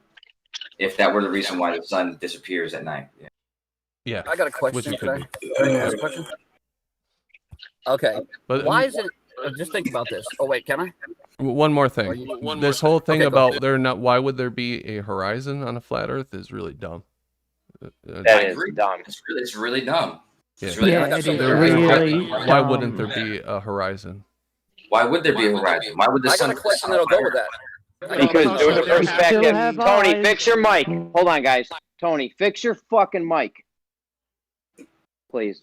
Kosho, there has to be a horizon. Jeremy, can you hear me though? Hold on a second. Hold on, Tony. Hey, I can't obviously fix it, but if you can hear me, can you Yeah, just we can hear- we can muscle hear. through it for like 1 minute? Yeah. People are Do you talking. understand the words that are coming out of my mouth? Calm down. I'm not. It's my Okay, mic. so, There's an echo going. Okay, well, no one can press it. Echo, When I because ask, somebody has their mic open. yeah, when I'm talking, like, for some reason. Care of that call. Dude, if you just don't interrupt him and let him say what he's got to say, there won't be an echo. Lemon. There was mad people. Brandon, you want me to? Well, then there have was them mad stop people talking. talking. Yeah. All right, we'll go. We'll stick the echo out. Go ahead, Tony. Yeah, sorry, Jeremy, that I didn't take it more of your mic space there. Okay, now why is it one day out of the year, any place on this flat plane, there should be a day where when the sun's setting, right when it's about halfway, there should be like a Mount Everest day where you get your telescopes and you should be able to see the outline of Mount Everest or something. Everyone on the flat plane should have that day, or Eiffel Tower day or something. Why don't you ever see any like silhouettes of anything in the distance? We're not trying to get Too you far away. Hold on. I literally hold on. should It's not have too unmuted. far away, Tony. Is that a serious You question? can't I see should not, forever. I should not have unmuted you. I But should you have can not see the sun, unmuted though. you for that. What the hell is I muting for? You can see the sun, though. Yeah, so, Why Tony, would you be the able to sun see is a a big mountain in giant. front of the sun? It's Why the would you be able to brightest. see a big mountain in front of the sun, guys? The sun is For the real. brightest thing around, right? It's Okay. super bright. It's super big, and that's why we see it. It is the source of whatever is I causing know. light. And you're right? telling me with the solar flare, you wouldn't be able to see Mount Everest in outlined in it? No, Yeah, it'd be he's so telling us Mount it's Everest red. would be so tiny at Too that small. distance, man. Yeah, you can see If this. you had a telescope, it wouldn't be. About infrared. You You can can't see the even see ISS through the in front of atmosphere in front that of the sun. much. You can only see through Yeah, if so you much see the ISS in atmosphere. front of the sun, you should be able to see the Mount When you're Everest. looking up, you And got the on sun the is ground a lot level. higher. It's at a lot. It's a lot higher in the sky than Mount Everest. Now at sunset, dude, do you hear what he's Yes, asking you? He's it saying when the sun's on is. the Yeah, horizon. they know what I'm saying. Yeah. It is. So, Tony, if you look down a hallway, you'll see that your eye level, the level of your eyes parallel to the flat surface at your feet, is where everything splits. Okay, Stuff cool. that's higher than the level of your eyes appears to ramp down, and stuff that's lower than the level of your Man, eyes I've heard appears that to at, ramp like for up. 5 So years. basically, the answer to your question, Tony, is you need to get a higher angle up off from the level No, of you the object. don't. No, Because the if sun you're, never- if you're parallel with the ground, if you put your head against the ground, ISS that's further out, higher up, because you have a wider angle to the object relative to the level of the Let it eye make sense of versus the this. mountain, which is in a much more compressed angle and closer to the level of the eye. There's your answer. well, you would see Oh, your something with a answer bulge. because the sun I never think you're touches the earth. assuming. The I sun think you're never assuming. touches the You're earth. assuming we're supposed to see forever, and the sun rays are Listen, dude, let's going You to can see the expand sun, everywhere. Matrix. Hey, Matrix, you can see the sun. You're though. assuming Is the it sun rays Friday? are going to I'm encumber assuming the you're not entire retarded, earth. Matrix. Listen Is to it Tony. Friday? Chill out. Listen to his logic, dude. If the sun is far away enough that the ground can block it out, if the ground can block it out, then Mount Everest, which is higher than the ground, should be able to be silhouetted in front of the sun. It's At not what point do you guys? We Kosho, can see it for Kosho, thousands of miles or so. Kosho. We've got At what point, 1,800 Kosho? miles of infrared photography. So Kosho, you what, probably at can what see it point? for a long. At what point do we negate refraction for things disappearing in the distance and the convergence point based on optics? At what point do you disregard that? Yeah. At 6 At feet, what 10 point do you feet. pick one thing for the answer, man? we Because need you have to 5 break different it. answers for why things disappeared. You have 5 different reasons So- why they disappeared. Yeah. So the apparent, It's called complexity. the apparent. Yeah, because they're all there. No. I There's just- one, I there's just one wanna number- know there's if one it's- number that tells you how far away things are going to be before they disappear. There's one number that So- does that. There's one equation. So that you does can that. you can predict And you they can can't- they can't predict. do the same for every. Listen, Kosho. you have. Just using No, it straight lines and doesn't. angles.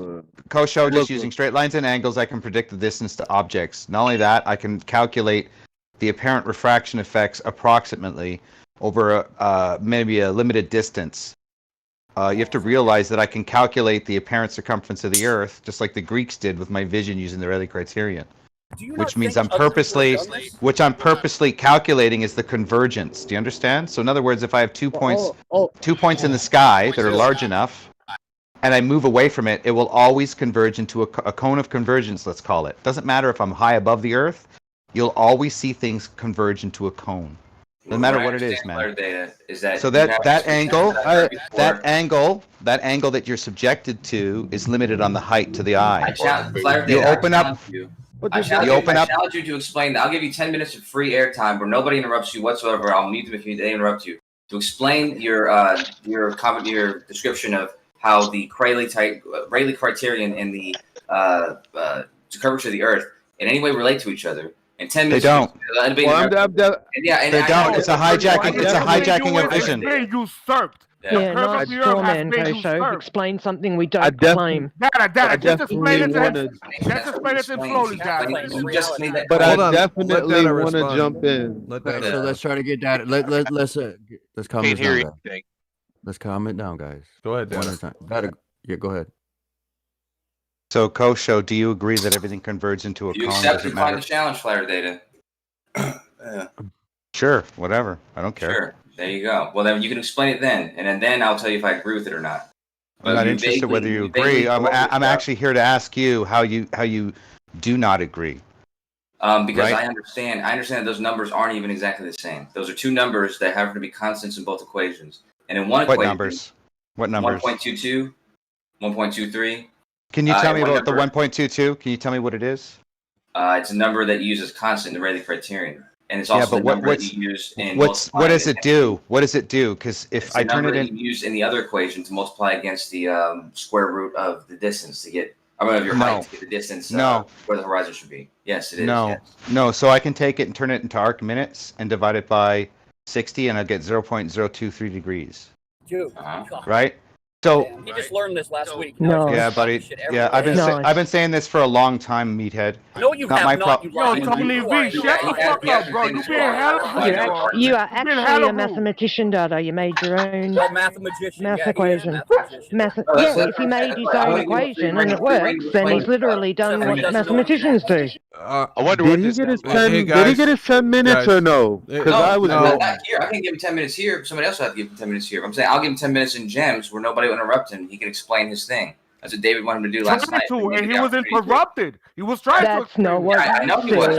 Hey guys, it's not going to happen. It's not going to happen right now. It's not going to happen right now, obviously. But we're going to do final thoughts. It's almost 8 o'clock, so let's go down the list. We'll start in reverse order tonight. Tony V. No. Tom. Walburn. Bob. Don. Sorry, I was muted. Oh, go ahead. It was a good show. Had fun. Thank you. Thanks, Tony. Don. Stop talking over everyone. Essie. Seek and find. Yeah, sorry, Brandon. Sorry, bro. Very good show. Very enjoyable. We should have more like this. Thank you. Thanks, Essie. Seek and find. Rob. We'll come back, Rob. Rakia. Hey, oh, there you are. I was on time this time. Oh, wow. Okay. I didn't expect that. Yep. All right. Great show, Brandon. I wish I could have listened more, but I missed most of it. I'm sorry. Well, I got to server mute illegally. He's hot micing. Thanks for being being up on aisle 3. Okay. Rakia. Support Nug Life. All Nugget lives matter. All right. Thanks, Rakia. Lemon. The notion that there would be no horizon on a flat plane is absurd. You're basically saying by implication that it would be all ground and or all sky with no horizon. That's absurd. The union of these two zones of vision would be read as a horizon line that would occur at around angular resolution toward the level of the eyes. Thanks, Lemon. MSC Scorpio 81. Matrix. Oh man, definitely entertaining show today. Thank you, Brandon, for having me. And I was gonna say what Lemonbird just said. Pretty much that when things are far away from us, we're not gonna be able to resolve them. It's very simple. It's not that complicated. And in the flat Earth, right? If you're taking the flat Earth and going with that theory, you can't assume that sun rays fly forever. You know, they go forever. Like in the hypothetical globe model that they reach here from 93 million miles away, right? You have to understand that you're working with something different. So you can't throw that assumption of the globe on top of the flat Earth model and say it doesn't work, right? So great show, Brandon. Thank you for having me. Thanks, Matrix. Mailman. Left lane. Yeah, I just wanted to comment on the Cavendish thing where we were speaking about that. Just because I don't wish, quote, the hypothesis because I feel like I would butcher it off the top of my head does not mean that it's not an experiment. And that's all I got. Also, I love FE's name, Stop Talking Over People, because half the time it sounds like crap on YouTube. You can't understand what anybody's saying. Yeah, good point. Thanks, Howard. Kosho. I was just gonna say I posted again the thing that for Jeremy's test, the thing that people along the path of the sun really do to show that they are indeed at the solar point. So check it out, Jeremy and everybody else who wants to participate with that one. Also, I just want to say something about what Paige had said earlier when she said we all should we shouldn't disregard what other people say just because it came from a certain side or whatever. You know, you might be disregarding something true or something along those lines. And I agree with that main premise. If it was a general statement. Also, what Lemon had just said about the horizon, I don't think many people think about this too much. But when people say that, they mean a fine horizon, a line, a fine line created by the point of the water or the point of the earth in the sky, and on an extended flat plane that extended infinitely, there would be a hazy horizon caused by the point where things get too small to resolve. And if it were not if it were a finite distance Earth, the horizon would be dictated by the length of the Earth. So those are the two things I wanted to say, but that's it. Thank you, Jace. Global virus foe. Gleam. Salute, Brandon. Oneness to everyone. And I will say with Kosho, you obviously can't understand what overlapping is in perspective, where an object can be in front of you, i.e. a wave, and it will block certain things behind it. But we'll leave that to another day. We'll have to teach him that. How many years? Thank you. Geo. Flat Earth data. Yeah, just broke down the 1.22, looked at how it entered the convexity of our eye, creating a cone-like shape, and everything you move to and from either expands outward or contracts. That is only possible by straight lines of light. And everything that we see close range is straight. We end up seeing longer through atmosphere, which causes the light to refract downward over the plane and the ground rising upward, which is like foreshortening effects. It's again the angle of light compressing over a longer distance, squishing everything into its I guess its path, and then your eye not being able to resolve the detail based on its angle. And that's just as simple as it is. As you increase, you open up that angle, you let more light in, you can see more of the object. It's pretty basic, and it's only possible over an extended plane. Thanks, Data. Don. Yeah, great show, man. This was amazing. What's that guy's name that showed us the lasers? Want to give a shout out Pebbles. to him? Pebbles. Shouts out to Pebbles. Shouts out to Pebbles. That was nice. You know, we just keep debunking the globe, man. That's all I gotta say, dude. Where is the curve? Where's the curve? Thanks, Don. Jeremy. There's definitely problems with the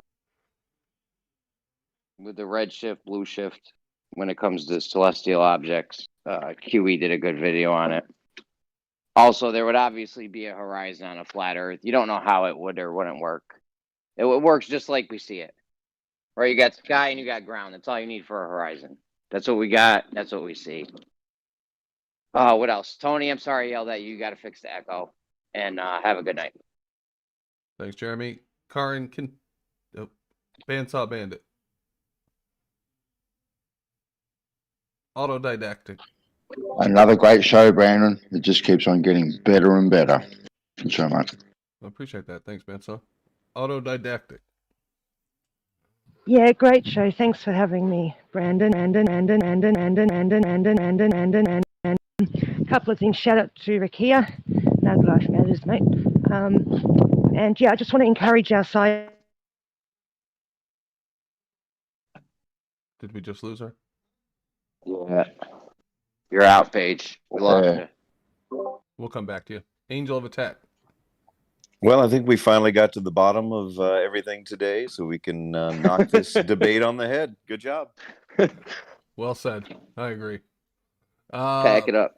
Oh, she's gonna rejoin. Paige, you good now?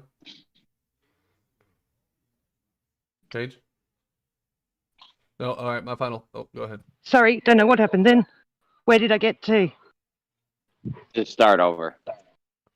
Oh, I said thanks for having me. I said shout out to Rakia, Nug Life Matters, and to our side, yeah, Nug Life Matters. To our side, just a word of encouragement that even if they can explain things on their model, we're getting really close to being able to do the exact same. So, you know, keep trying. You know.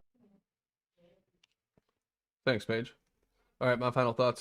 Thank you very much for joining the panel tonight. Appreciate it. We had 34 in here at one point, which is pretty amazing. And a good audience on YouTube too. So we're obviously doing something right. Appreciate the mods and everybody joining the show. And I'll be back. I will record the after show. Also, Kosho, I think it's ridiculous you don't think that there would be a horizon on a flat Earth. I think you need to consider a couple more things, a couple more variables, but we can talk about that some other time. And hopefully you and Data will get to the bottom of this when I come back and record. All right, I'll be back. Okay, thanks, guys.